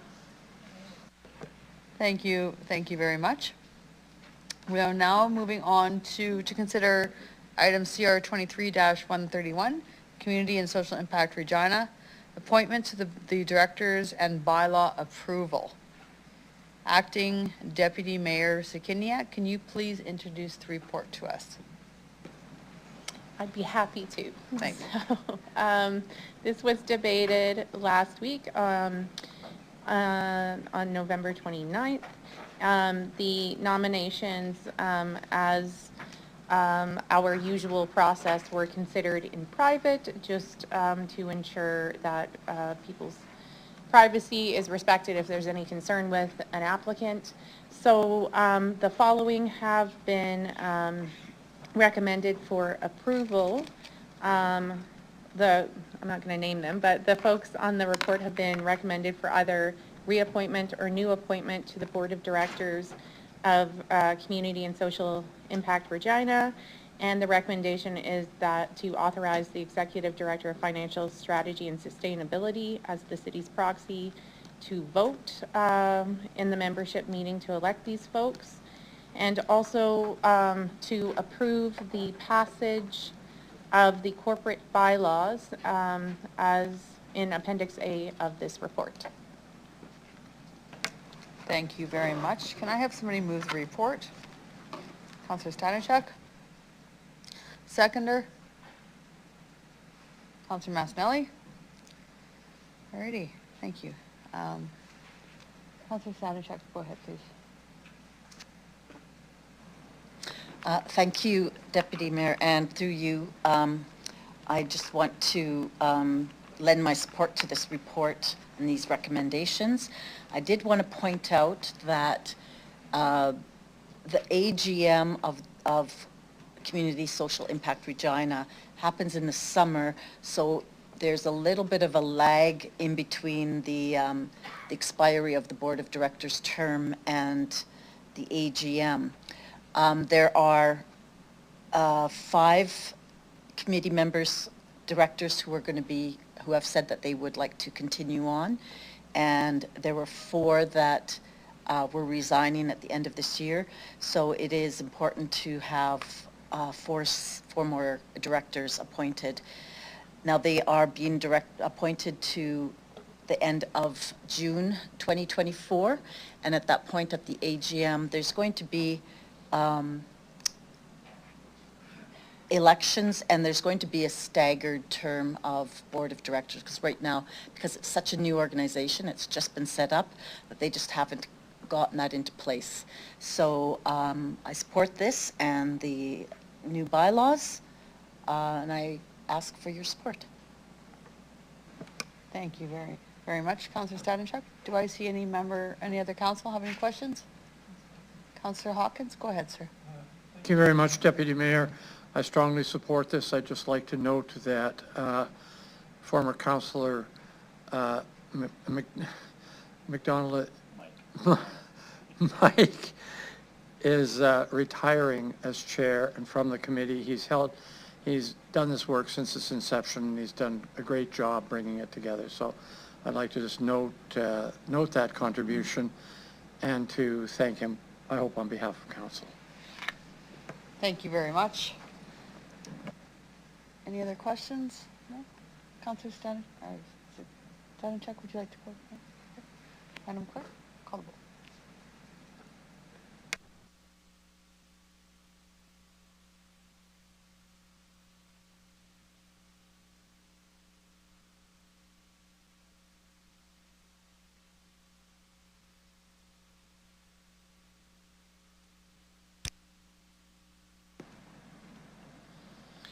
Deputy Mayor, the motion passes 8-0. Thank you very much. That's done. Okay, we will now consider CR 23-132, the 2023 Road Renewal Program Update. Acting Deputy Mayor Sikiniak, can you please introduce the report for us? Yes, thank you. So, excuse me, again, this was considered at Executive Committee last week, and the recommendation from Executive Committee is to, instead of providing these updates, this yearly update at a council meeting or executive and council, is to provide all future annual reports respecting the residential road renewal program and annual updates on the street infrastructure renewal program through a memorandum emailed to City Council and published to regina.ca, open data. And so Councillor Sikiniak, I just need to stop you for a second. Our clerk needs to just speak to what you're saying. Just 1 second, sorry. Sure. Just to clarify, Deputy Mayor, through you to the Acting Deputy Mayor, this item was actually tabled at Executive Committee last week Oh, okay. directly here to council. Yes, you're right. So that's really all you have to share with council, that it is now here. Okay, so it's now here, and that's the recommendation from administration then? That's right. Not from executive committee? That's right. Yeah, that's all I had. You're right. Sorry. Sorry, I didn't want to cut you off. I didn't want to be rude, but it was kind of, anyways. Okay. Thank you. Can I have somebody move the report as follows? That City Council direct administration to continue to bring forward an annual report respecting this matter to City Councilor. Councilor Sikiniak, would you like to move it? Well, I actually would like to I'd like to move status quo. Can I do that? Okay, hold on. We're getting some clarification Yeah. here. Mr. Nichol? So thank you. Through you, Deputy Mayor, and yes, what we're trying to do, Councillor Zakidniak, through this suggested motion is essentially going to keep it status quo. This is all aligned with moving towards a consent agenda effective January 1st. So when this original motion was going to be considered at Executive Committee last week, it had the send a memo and put it on regina.ca. This suggested motion that Councillor Mancinelli was being asked to move would align with our efforts on the consent agenda, whereby this would first go to Executive Committee for a full discussion and then would be placed on the Council agenda as part of the consent agenda. So it essentially would be still coming to Council. This achieves your status quo objective. Sorry, can you just, you know, I didn't see anything in recommendation 1 stating that it would come to executive committee. I see that just that it's going to be a memo and then published to open data. So that's where I don't understand where you're now saying it will go to executive committee. There is no motion made from Executive Committee. The report in its entirety was forwarded and tabled here to Council. No, I get that. So this motion that Executive Committee has no standing because it was never made at Executive Committee. So what we have been doing is we have written a new motion to take it to Executive Committee and then Council as part of the consent agenda. So there's no change required because there was nothing was discussed at Executive Committee. The motion that was on administration's report never made it to the floor for discussion because it was tabled. Okay, that is quite convoluted. So let me just understand that you are saying that the recommendation is status quo, that it will continue to come to executive committee and council. Yes, we're just making it clear. Yeah, I'd say it's a tiny bit more clear, but sure. The motion on the floor is exactly what Councillor Nelson read, and I will read it. It says that Council direct administration to continue to bring forward an annual report respecting this matter to City Council.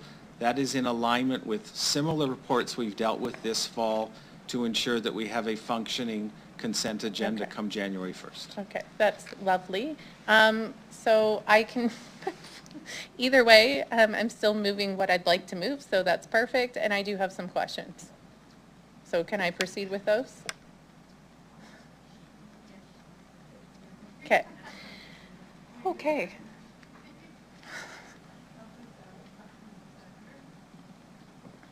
Councilor Zakiniak, go ahead. Okay. Okay. So my first question is going to be in relation to paragraph 2 of environmental impact. It notes that there's progress being made in relation to sustainability in a few ways. It talks about recycled asphalt, reintegration of reclaimed asphalt pavement, and crushed concrete. What I'm curious about is, and then there's percentages. Did those changes come about just because of the corporate commitment to sustainability? Also, and do we have targets for continued improvement? And so just curious, like how, and if we will continue to see improvement in those areas. Who would like to take that? Okay. Mr. Warren? Through the chair, thanks for the question. So initially, these are brought forward by administration, the use of recycled material as an initiative to be more sustainable in our construction practices. So we typically build some of these minimum criteria into our construction procurements. Excuse me, construction procurements. However, that said, with our sustainability goals, we are looking to enhance that moving forward. So this is work that we're actively undertaking. And then just as a follow-up, with this reuse and recycling of materials, is this a cost savings for us as in our operations?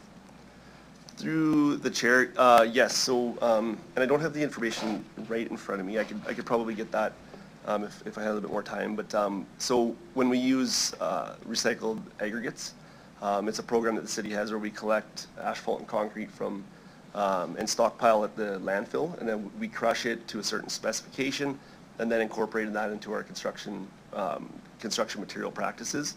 And that cost to do that work per tonnage is typically cheaper than the purchasing of natural aggregate. So we see we typically do see cost savings or reduction in the cost of the materials to do some of this work. Okay, no, that's good enough. Thank you. Thank you very much, Councillor Sikiniak. Councillor Massanelli, you have some questions? Go ahead, please. Yeah, I just have a question for how the motion is moving through. Being that it's moved to status quo by Councillor Zakidniak, I noted that this was also supposed to be showed up, published at regina.ca and a couple other, no? Oh, I misunderstood that. Consent agenda, when this gets brought forward, and council doesn't want to debate it, they just approve it in principle without debate. Okay. And that aligns with the status quo recommendation Councillor Zakidniak just made? That's right. Okay. And that was your original recommendation as well? No. Okay. Can you explain the original recommendation to me one more time? I'm sorry, I'm confused. Thank you. The original motion that would have been put on the floor at executive committee, but which did not get consideration, was because A, we ran out of time, we tabled it to today. The intention would have been to request a member to move a different motion than what was being recommended, so that we would align all reports coming, like that are information reports, so that they would come to council through executive committee and then would be placed on the consent agenda, which is being implemented January 1st. You'll recall, I think it was with the Transportation Master Plan, that a similar recommendation was, let's not send it to council anymore, let's just put it by way of memo and put it on the website. Council decided that that was not what it wanted to do. I also concurred that by doing it, by coming to council through an appropriate report, would add credence to what we were trying to implement with the consent agenda. It's very wordy, this is very procedural. In a nutshell, what this means is information reports will be submitted to executive committee for full discussion with administration and the public. Then they will come as an information item to council. My office would recommend that those be approved as part of a consent agenda, but in no way would they ever prohibit a member from putting their hand up and saying, I have questions. So, just to clarify further, by voting for the status quo put forward, we're interfering with that process going forward as you've described it? no, I would respectfully say, let's stop refraining from status quo. Just refer to the motion that was on the floor that says council directed Ben to continue to bring forward an annual report respecting this matter to City Council. Because of the tabling last week, it got a bit confusing. Okay. I wanted to make sure I wasn't interfering with the progress of moving No. towards a consent agenda, and that I understood the vote This forward. actually enhances us moving toward a consent agenda. Thanks. I actually didn't have, I guess that was a point of order, so I'll just shut my light off now and actually think of questions that I forgot to ask.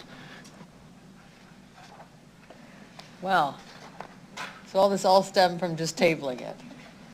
Yeah, okay. No more tabling, we'll stay here till midnight. Sorry, okay, back to, Councillor Stanachuk, did you have some questions? Okay, go ahead, please. Okay, through you, Deputy Mayor. First of all, I want to thank administration for listing the 2024 road projects, the residential road projects that are being planned, because usually we don't get that information until quite late. So I wanted to ask a question, why you were able to release it early this time? And and why it wasn't done in the past? And also, I guess another question would be, can we now publicly share that information because it's now part of the public agenda? Mr. Downey, go ahead, please.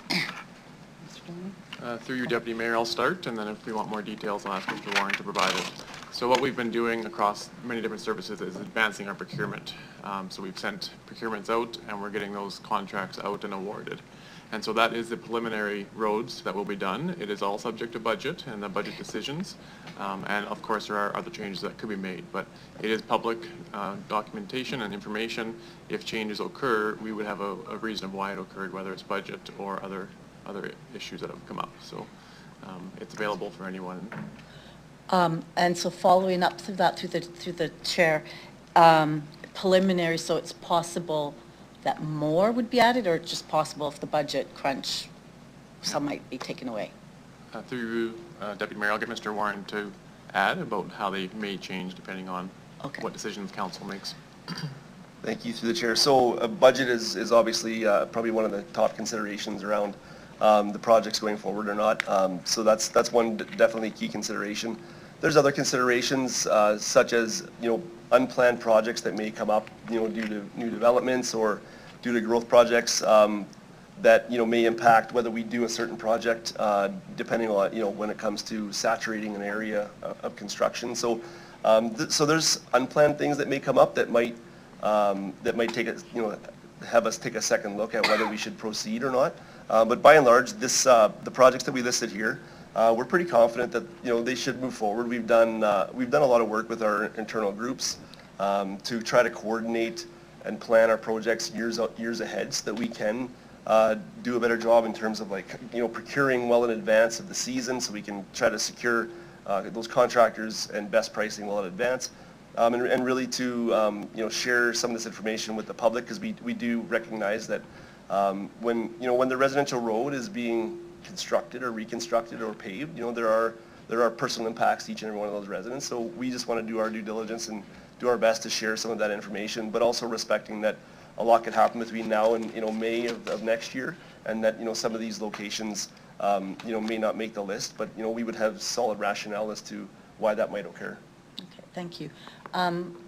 So through the chair, I did notice that in the report, in terms of major roads, that right now the current funding is, if I've got this right, the 14.2 million a year, but what is needed, the report states, is 23 million a year in order to keep, so that we don't have fair roads become poor roads. So I'm wondering if you could, how are we going to address this? Is it kind of an acceptance, unless we get another 10 million basically put into the, or 9 into the budget, that we're going to have a greater number of poor roads? Through the Mr. Doney, go ahead, please. Deputy Mayor, I'll start, and then if more information is required, I'll ask Mr. Warren to provide. So in some of my opening comments that I didn't get to, I wanted to highlight the residential road program is doing very well. However, the street infrastructure renewal program, the major roads, is not doing quite as well. So currently we're at 88% are fair or better, but that is forecasted to drop to 57% over the next 10 years with the current funding that's in place. And in order to make that target level service not drop, there's about a $9 million increase per year that is required. So that's a big gap, obviously. That's an infrastructure funding gap that hopefully we'll talk about in detail at the budget come next week. Of course, we'll continue to innovate and do as much as we can with the funding available, but there is going to be that gap. You will also see that in about 2026, the residential road program is going to meet the target that council has set, which is to have 85% of the roads at fair or better. So there's an opportunity in 2026, 7, 8, and 9 to adjust that funding a little bit if council desires, so that the 85% target doesn't go to 86, 87, 88, and we actually put some more funding into the street infrastructure renewal program. But that would be a decision by council in the upcoming budget years. Okay, thank you.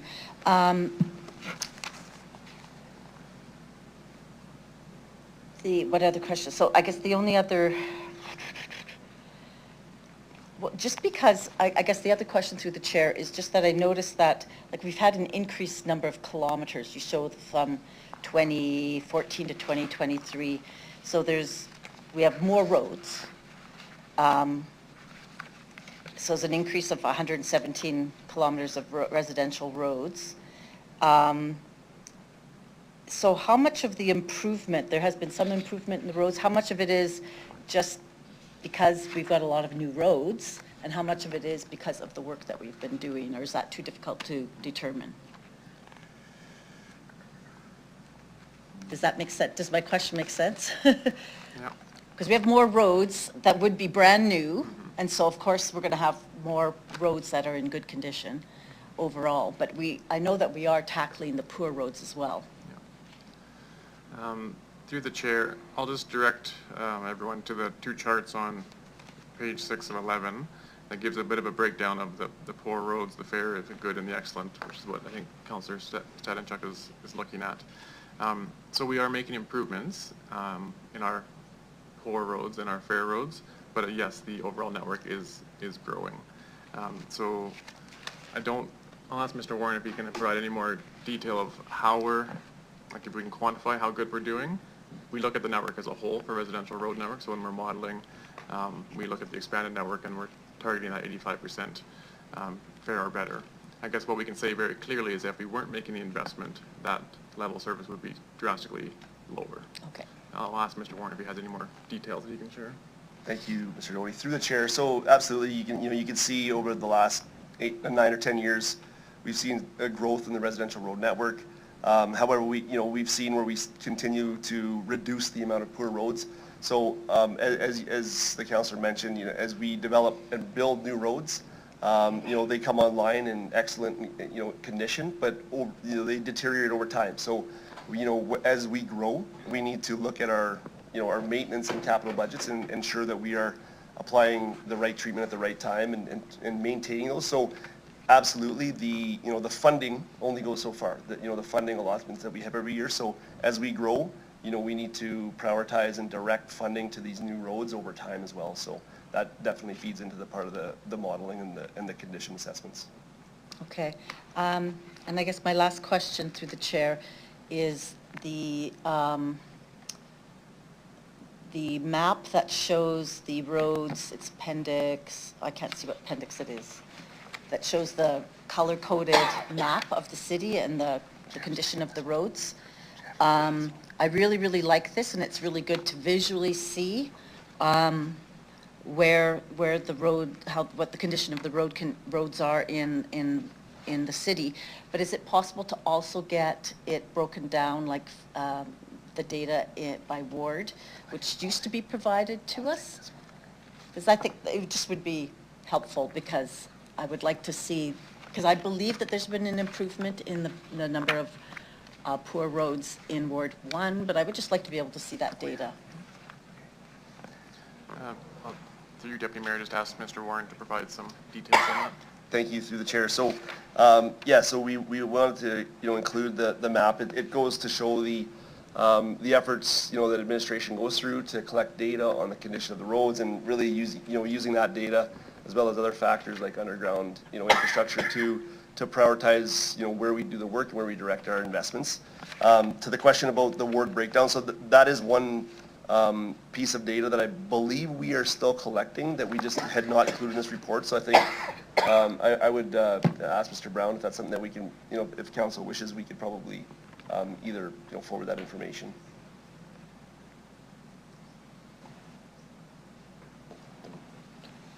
So through you, Deputy Mayor, yes, I mean, that is information, just depending on exactly how you'd like to see it, is something we can provide. I believe there's some information already on our website, but in terms of just, taking that map, breaking it down by wards, putting some stats to it, that is certainly something we can do, and we've actually been talking about doing something like that over the next, within 2024 here, so.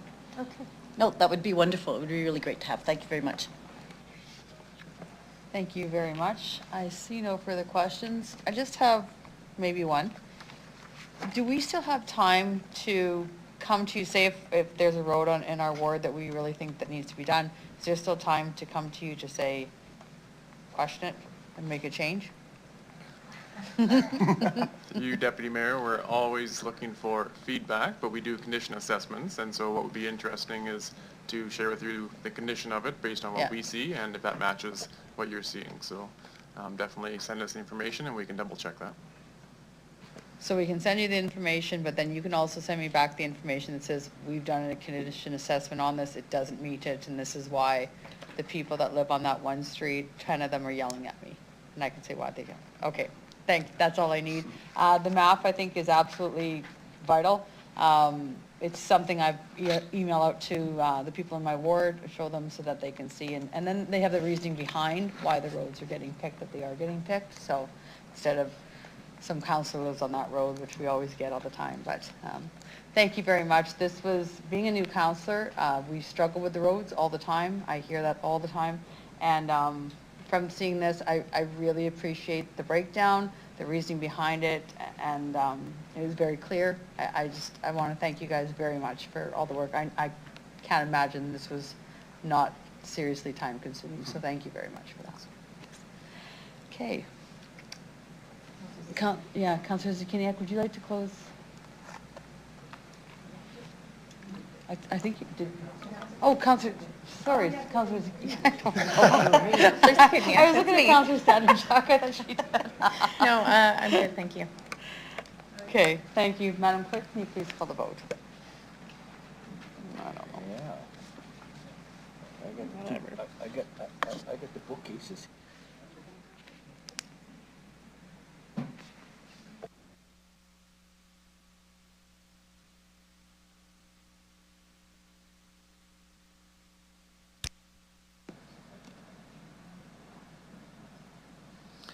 Deputy Mayor, the motion passes in a vote of 7-0 with all members present voting in favor and Councillor LeBlanc having temporarily stepped away from the meeting.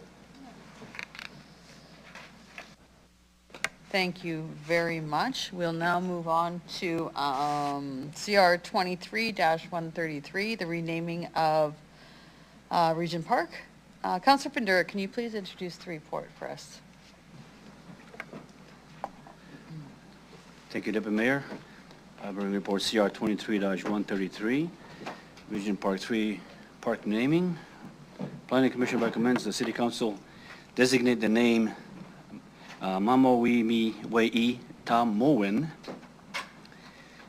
which in Cree is, which Cree means for gathering of joy and happiness. Deputy Mayor, this aligns with city strategic priority of community safety and well-being. Civic Naming Committee engaged and its administration, the File Hills Tribal Council, seeking guidance. Process involved input from 25 elders, knowledge keepers, pipe ceremony, language speakers to the Indigenous protocol. Planning Commission voted unanimously. Commission seeks concurrence. Thank you, Councillor Pandura. Yeah, this is in my ward, so I appreciate the naming. Sorry. Councillor Pandura, would you like to move this report? Or somebody? Sure. Sure, okay. Councillor Anybody can do it. Okay, anybody. Yeah, we need a seconder. Okay, Councillor Stadenchuk. Councillor Pandura, do you have any questions or comments regarding this report? No, just a comment on very well done on the administration and the Civic Naming Committee. This keeps our community of well-being and what we strive for, inclusiveness. So I commend the naming committee, the civic naming committees and administration to bring this forward and naming it. So, thank you. Thank you, Councillor Pandura. Do I have any questions from council? Councillor Stadenchuk, go ahead, please. Through you, Deputy Mayor, just one question. I noticed that there's going to be signage at the park that will explain the meaning of the new name of the park.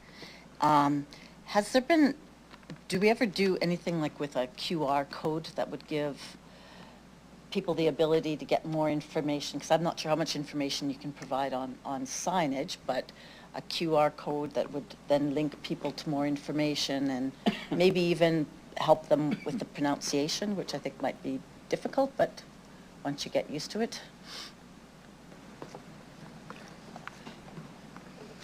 Through you, Deputy Mayor. In this process, first I would like to thank all of the elders, pipe carriers, knowledge keepers, and Foul Hills Capel Tribal Council who connected us with all of those people for their work that they put into the naming of the park. And yes, as part of the process, the people who were advising us wanted the park to be as inclusive as possible. And for that reason, they asked us to include translations on the signage for the Treaty 4 languages as well as the Michif language. So we have been working to reach out to elders and language speakers in the territory to get translations in those languages. And as part of that work, we have done recordings of the different names in the different languages, and we will have some mechanism, be it QR code or some other way, for residents to access those recordings on our website.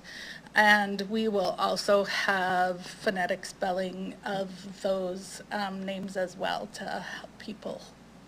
Great. Thank you that very much. And I'm really excited for this renaming policy and all of the work that was done between administration and our Treaty 4 partners. Thank you. Thank you very much. I see no further questions from council. Councillor Fender, would you like to close the debate? No more comments? Thank you. Madam Clerk, please call the vote.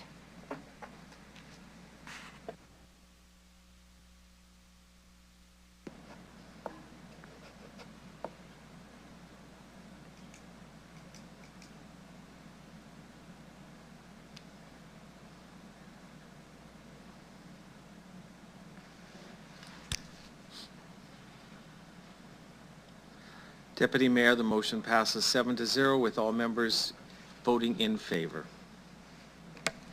Thank you very much. Sorry, I'm just keeping track here. We'll now move on to, communication, sorry. Well, communication from CR 23-129. Can I have a member of council to receive and file the communication from Jackie Schmidt on Heritage Regina? Councilor Hawkins. Councillor Hawkins, thank you. I just saw that. I'll call the question. Anyone opposed? We need a seconder? Oh, sorry. Councillor Montanelli? Any opposed? Carried. Okay. So we'll now consider CR 23-134, various properties, heritage inventory, inventory removal. Councillor Fender, can you please introduce the report for us? There you go. Thank you, Deputy Mayor. I bring report CR 23-134, various properties, heritage inventory, Regina. Planning Commission recommends the City Council remove the following properties shown in Appendix B from City Heritage Inventory. Deputy Mayor, respecting the Heritage Inventory policy, administration completed a research and evaluation of 40 properties and recommended that the 6 properties shown in this report be removed from the Heritage Inventory.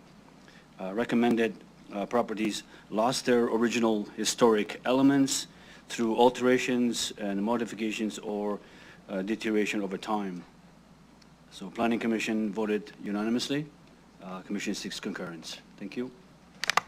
Thank you very much. Councillor Fender, can I have a mover of this report? Thank you, Councillor Stevens. I need a seconder. Councillor Mazzanelli. Councillor Stevens, do you have any questions on the report? No? Any questions from council on the report? Okay, Councillor Stanichuk, go ahead. I guess the only question that I had is that once these properties are removed, do we still, does administration still maintain some kind of a list for historical purposes of these properties that because there were some particular kinds of historical significance of the property, either because of architectural style or previous owners. So if anyone wanted to do research on any of these properties, would there still be a way of doing that? Or would that be part of provincial archives or through the city? Who would like to take that? Ms. Dawson, go ahead. Thank you. Through the chair, I'll start, and then I'll pass it to my colleagues. Removing the properties from the heritage inventory removes them from that list. Administration is working with the heritage community to see if there's other ways to identify or be able to tell the historic story of Regina, and looking for other ways, but they wouldn't become part of the any of the provincial archives or anything like that. But I might just ask Ms. Pfeiffer if she has anything further to add. No? Okay. All right. No, because there's some really interesting information I've just noticed in the description of them, but if they're not on the list, then I just hope that history isn't completely lost. But, okay, that's all I have for questions. I see no questions from council. Would you like to, Councillor Stevens, would you like to close the debate? No? Madam Clerk, please call the vote.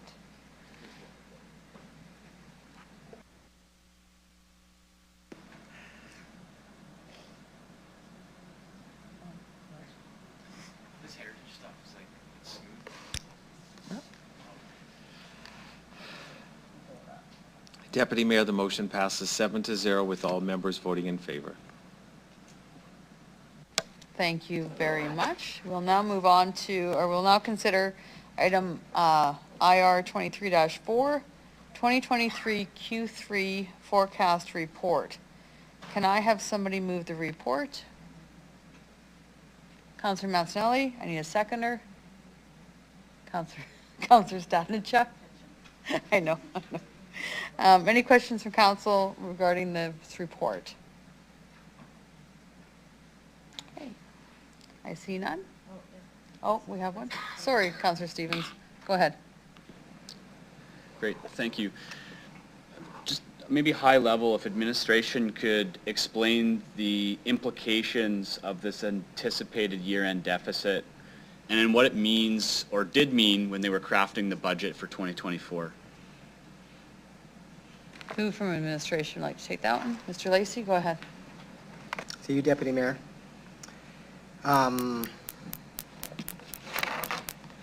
So the third quarter forecast is forecasting a year-end deficit of 1.6 million. And so if that, it's a forecast, so if that deficit holds true to year-end, to balance the budget, we would access the general fund reserve in order to balance the budget, and that's one of the purposes of the general fund reserve. The implication on the 2024 budget is that the amount of reserve remaining, the amount of funds remaining in the general fund reserve would be reduced by that amount, basically reducing overall flexibility to use that reserve for other funding items that council might consider. The utility fund is projecting a year-end surplus of 3.2 million. And again, if that forecast holds true, that surplus then would go to the utility fund reserve. The utility fund reserve is generally used to fund capital projects within the utility fund, and as the 25-year utility model is reviewed every year, that would be incorporated into that 25-year model review. Okay, thank you. In terms of the basic operating budget of the city, council passed a budget last year that basically just arbitrarily reduced the mill rate by 1%. That seems to be part of the cause here, is that you came forward, Mr. Lacey, with your team for a budget last year. You had a mill rate that accounted for a number of factors. It was reduced. So maybe the risk of us just arbitrarily reducing mill rates at budget does it amplify the risk that we could be off? Because typically there's a very small variance that you're calculating in your budget predictions. I'm just asking you because I think council should be aware that just arbitrarily reducing things and saying, hey, save us some money, these are the risks at the end of the day. Is that correct? So through you, Deputy Mayor, I would maybe make just a couple of general comments. The first one I would say is finding additional expenditure reductions in the 24 budget while not impacting service levels. Certainly probably contributed to reducing overall flexibility in the budget. So I think that's probably a fair statement. The second comment I would make is that, I'd say over the last 3 or 4 years, council has seen us come forward and make adjustments to the budget and for items that I call right-sizing the budget. So it's basically recognizing that the budget we had wasn't no longer reflective of actual either revenues or expenditures. And so I would say, especially over the last 2 or 3 years, you've seen, I think, our budgets become much more closely aligned with revenues, with actual expenditures, which then again further reduces flexibility. And council might recall, if you look back 4 or 5 years ago, we historically regularly ran very large surpluses. And those surpluses generally went to the general fund reserve, so to replenish that reserve, or to the asset revitalization reserve as well. And so I think what you've seen over the last couple of years is we're running pretty close to a balanced budget. I know 1.6 million sounds like a lot, and it is a lot of money. I don't want to discount that. But when you look at that deficit in the context of our overall budgeted revenues, that's 0.029% of our revenue budget. So that's, while 1.6 million is a lot of money, that's a balanced budget. So I guess what I would say in summary is that our budgets have become much tighter, and that has reduced flexibility, and that includes adjustments that we've made in the last couple of years, including the 2.9 reduction last year. Okay. Thank you. That helps a lot. In the report, there's one section that reads, many of the capital projects are multi-year and have experienced delays and timing differences between budget and actual expenditures. As a result, there is an anticipated $363 million carry forward for future years' capital work, which has increased from the mid-year forecast. Seems like a substantial amount of money that didn't seem to get spent. Maybe you could just explain that section of the report to me, please. Yeah. So thanks for the question through you, Deputy Mayor. So I would make a couple of comments on that. So one, we itemize in Appendix C kind of the top 10 projects, both in the utility fund and the general fund, of those projects that have the largest capital carry forward amounts. And when you look at that, it is typically our larger capital projects or programs. And so you see these large capital carry forwards for primarily 2 reasons. One, we budget the money, and the actual construction of that asset spans a couple of years. And so while the budget might be all in 1 year, for a variety of reasons, the project will spill into the next fiscal year, and that becomes capital carry forward. Another large reason for our capital carry forward amounts are just generally because of some of our large, we have some very large projects. For example, I'm just going to pick one here. I'm just going to pick the Eastern Pressure Solution as an example. Very large project. At the end of the day, it's going to be a $100 million plus project, and that spend is going to happen over the next couple of years. And so we've been building up the capital funds available for it over the last couple of years. In part is the reason you see that capital carry forward, because in any one particular year, it'd be very hard to come to council and ask for $100 million in 1 year. And so it's basically trying to accumulate sufficient funds to pay for the project when we actually proceed with it.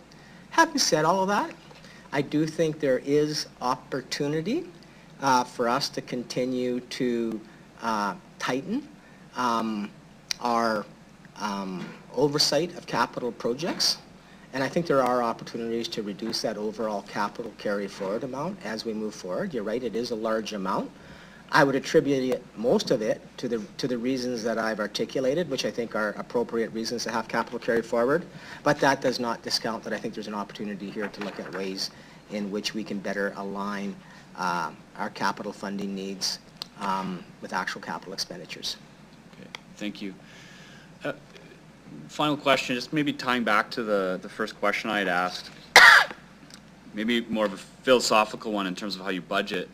But given the fact that we know our deferred maintenance, the scope of it at least, infrastructure deficit, however we want to frame it, cost escalation, when you're budgeting, is there value now in actually siding with larger surpluses, if only to save it and to use it down the road? Because you're very conservative with how you budget. You want a balanced budget, but it seems like there might be inherent value in anticipating surpluses to save for future capital projects. So through you, Deputy Mayor, that's a great question. And I'll make again a couple of comments on it. I think as we look at our next two-year budget, which will be 25-26, I think we need, and we had a little bit of this conversation actually at the Audit and Finance Committee, is a need to perhaps have more discussion with Council with respect to our deferred maintenance on capital assets and what it would take to provide additional funding to close that gap. And that would require additional funds. But I think the Audit and Finance Committee encouraged administration to be thoughtful on having that conversation with Council as we approach future budgets. So that's number one. And to do that, that could take many forms. That could include funding going to reserves to then access in the future to address that deficit, or it could just simply mean increasing funding to programs that address our infrastructure deficit. The second piece to that question, I think, is, and this is flagged in the in this report, and I recall in the proposed budget that we'll be discussing next week, is that our general reserve fund is anticipated to be a little below its minimum balance, and our asset revitalization reserve is right around its minimum recommended funding level. And so I think it'll be very important for us again to monitor the health of those two reserves through the early part and mid-2024. And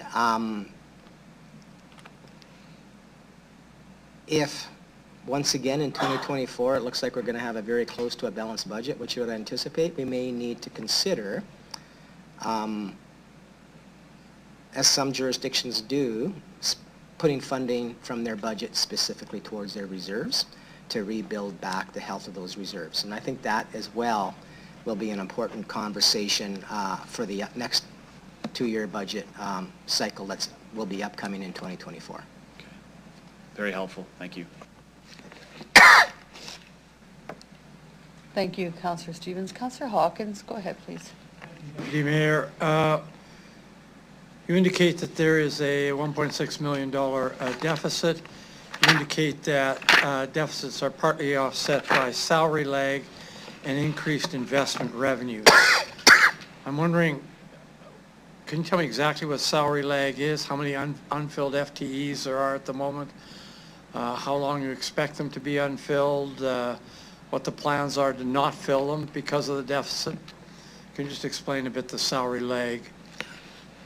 So, to you, Deputy Mayor, so salary lag results from when city positions are vacant for a period of time. So we have a workforce of over 3,000 employees. Like any organization, we have employees that retire, leave the organization, and so there's a period of time and a gap between when that employee leaves and when that position's filled again.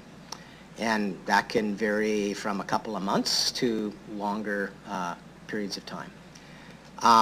And so typically every year we do run a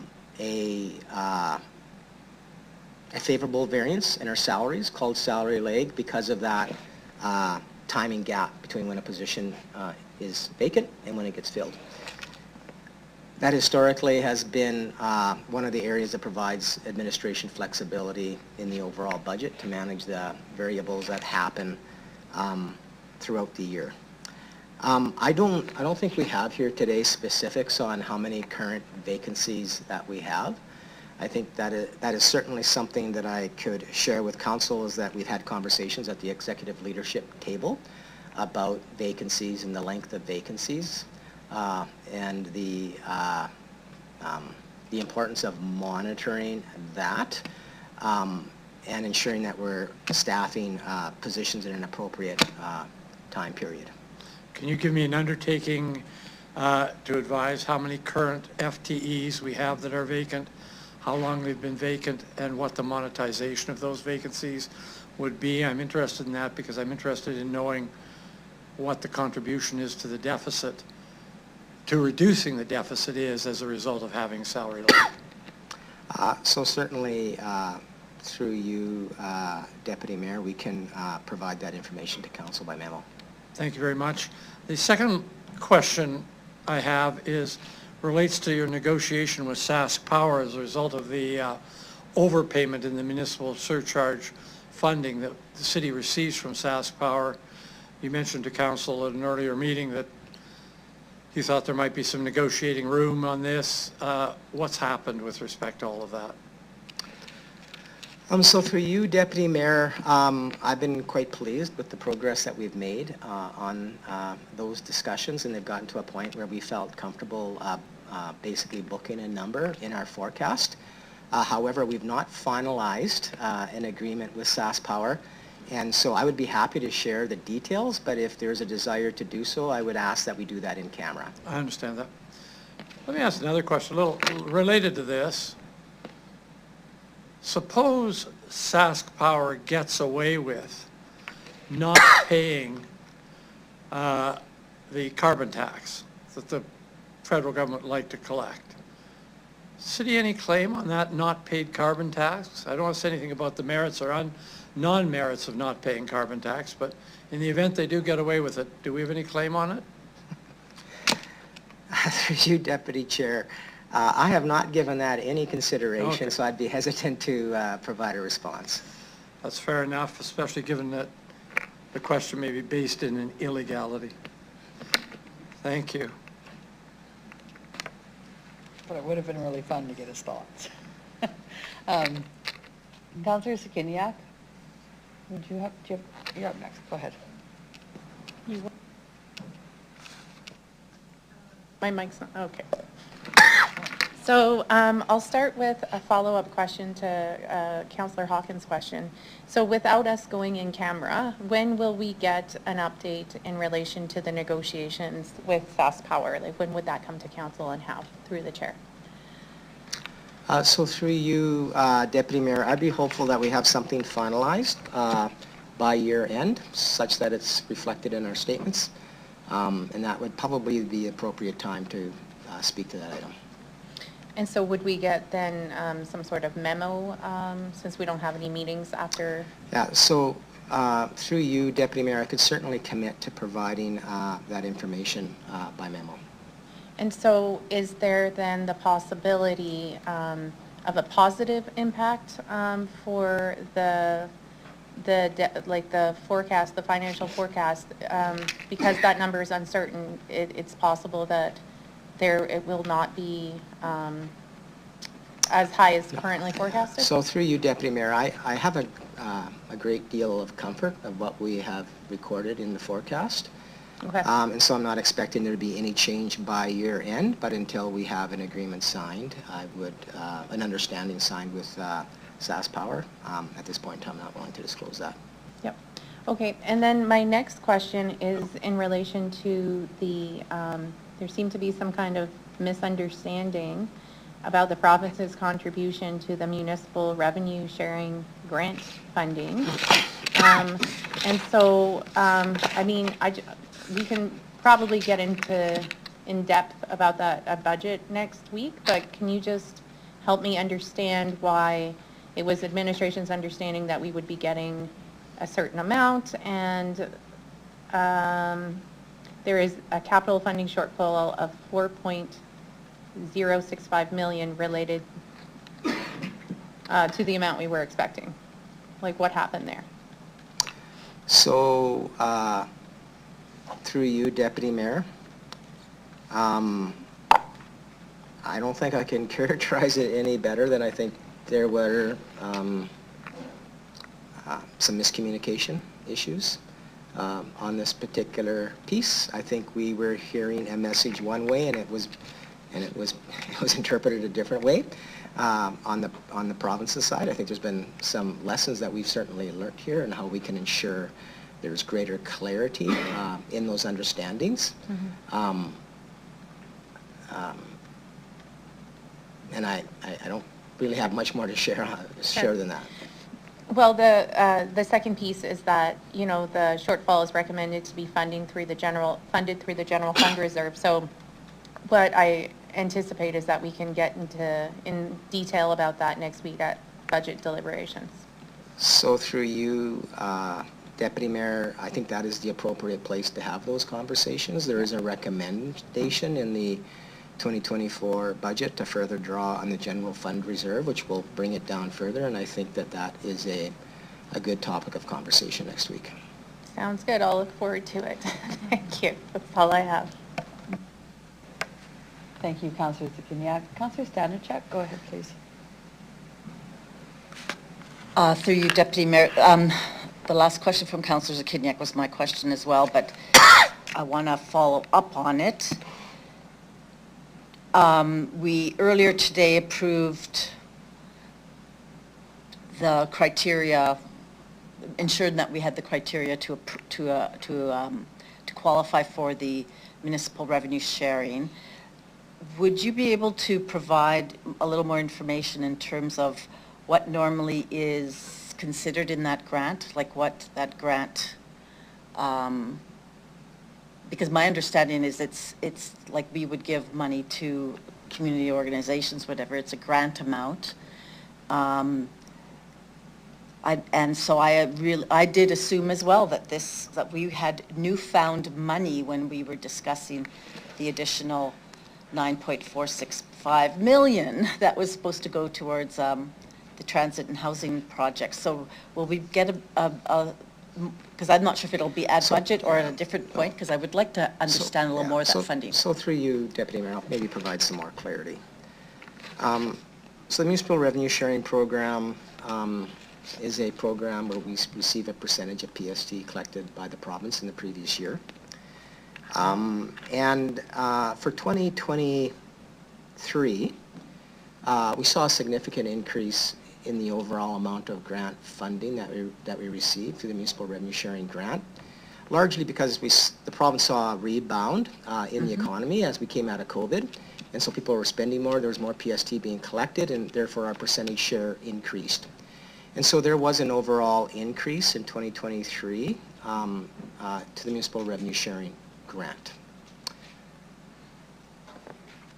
So when I talk about the miscommunication piece, the province, from their perspective, their share of the housing and transit funding was coming out of that increased overall funding.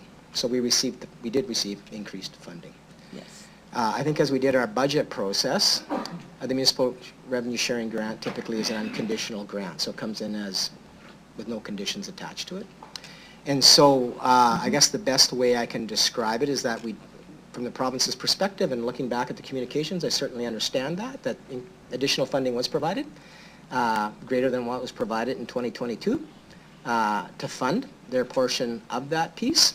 However, through the 23 budget process, we had already allocated that increased funding to other items. And so to some extent, that revenue was double counted. Okay. That increased revenue was double counted.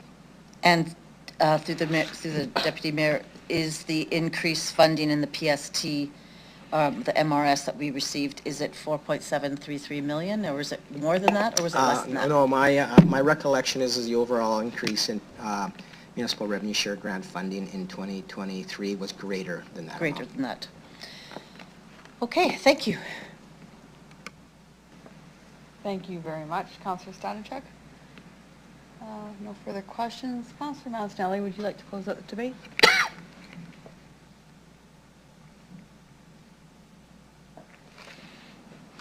Thank you. I only have one question. On page 5 of 8, the top paragraph talks about a Canadian emergency wage subsidy that's being audited, as well as 3.6 million that's not collected yet for rent and other receivables.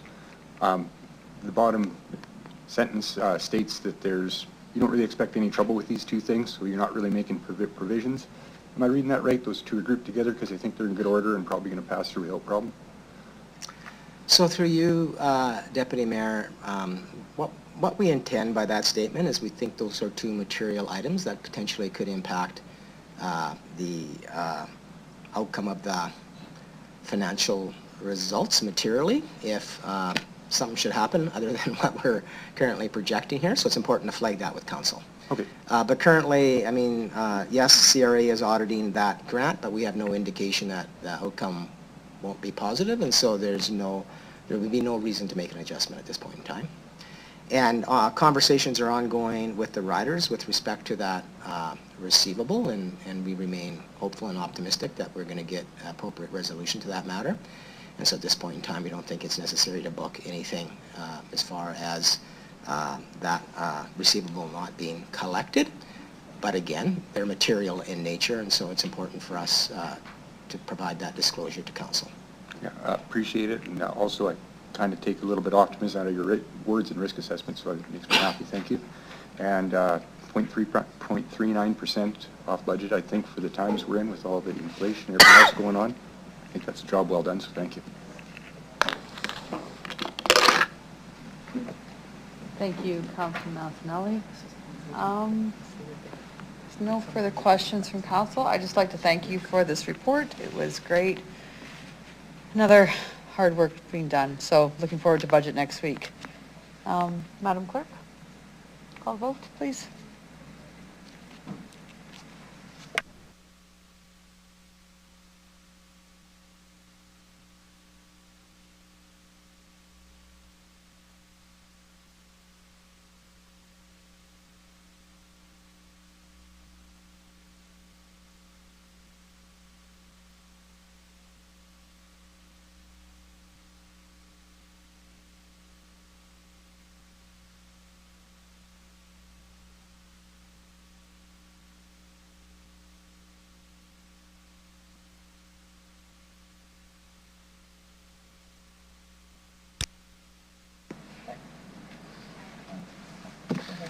Deputy Mayor, the motion carries 7-0 with all members voting in favor. Thank you very much for that. I'll now call on Councillor Shannon Sakidniak to read.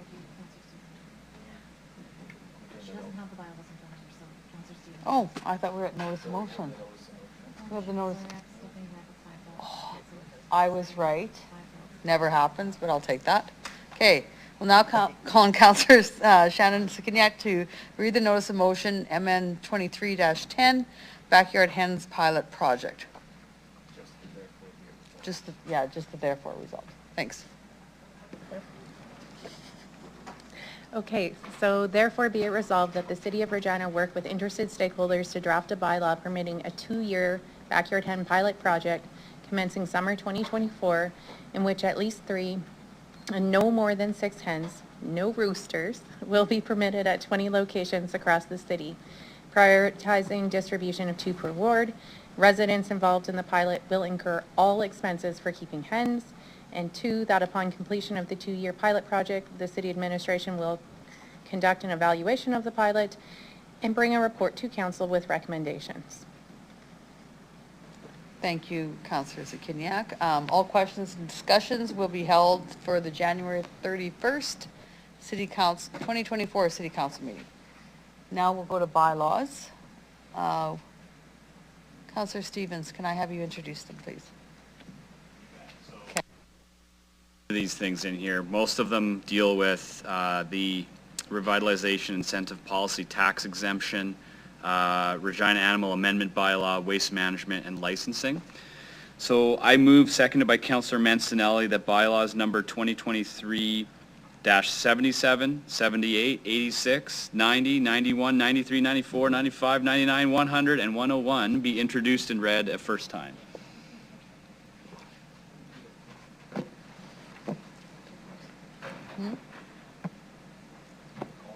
Oh, call the vote. Sorry, yes, call the vote, Madam Clerk, please. I know.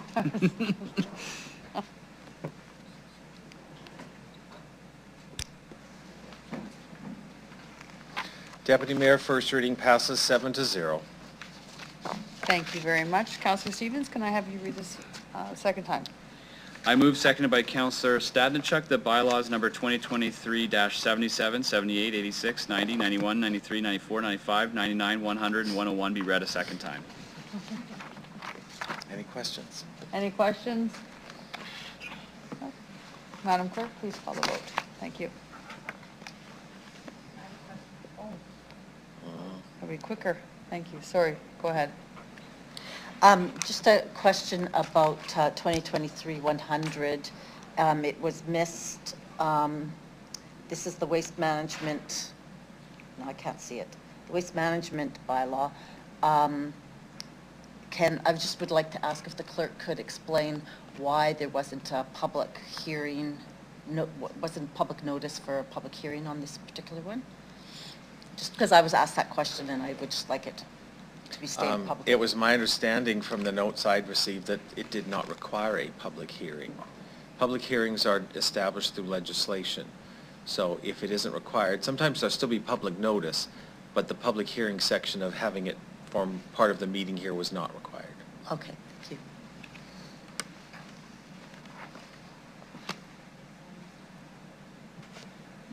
Restart the vote. Okay. Go ahead.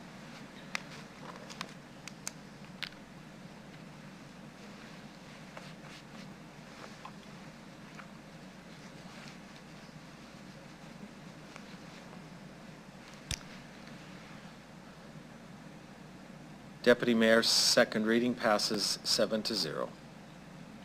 Thank you very much. Councillor Stevens, can I have you do consent for the third reading of the bylaws, please? I move, seconded by Councillor Hawkins, that council hereby consent to bylaws number 2023-77, 78, 86, 90, 91, 93, 94, 95, 99, 100, and 101 going to third reading at this meeting. Any questions from council? Just No. Okay, sorry, go ahead.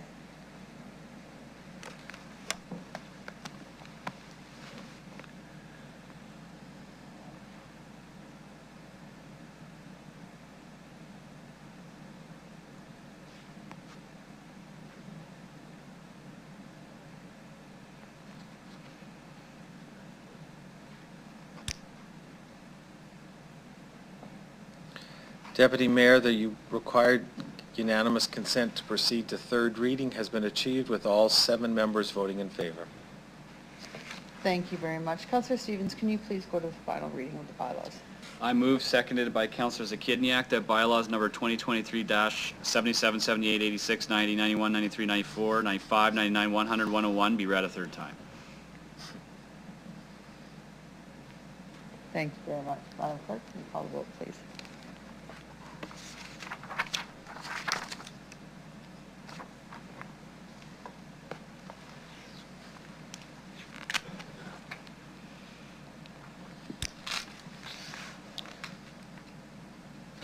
Deputy Mayor, third and final reading has been passed in a vote of 7-0.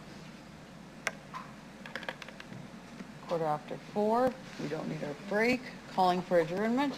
Who would like to move that? Councillor Zakidniak, I'm going to let you have this one. Sorry, Councillor Hawkins. Oh, Councillor Hawkins, would you like to do second?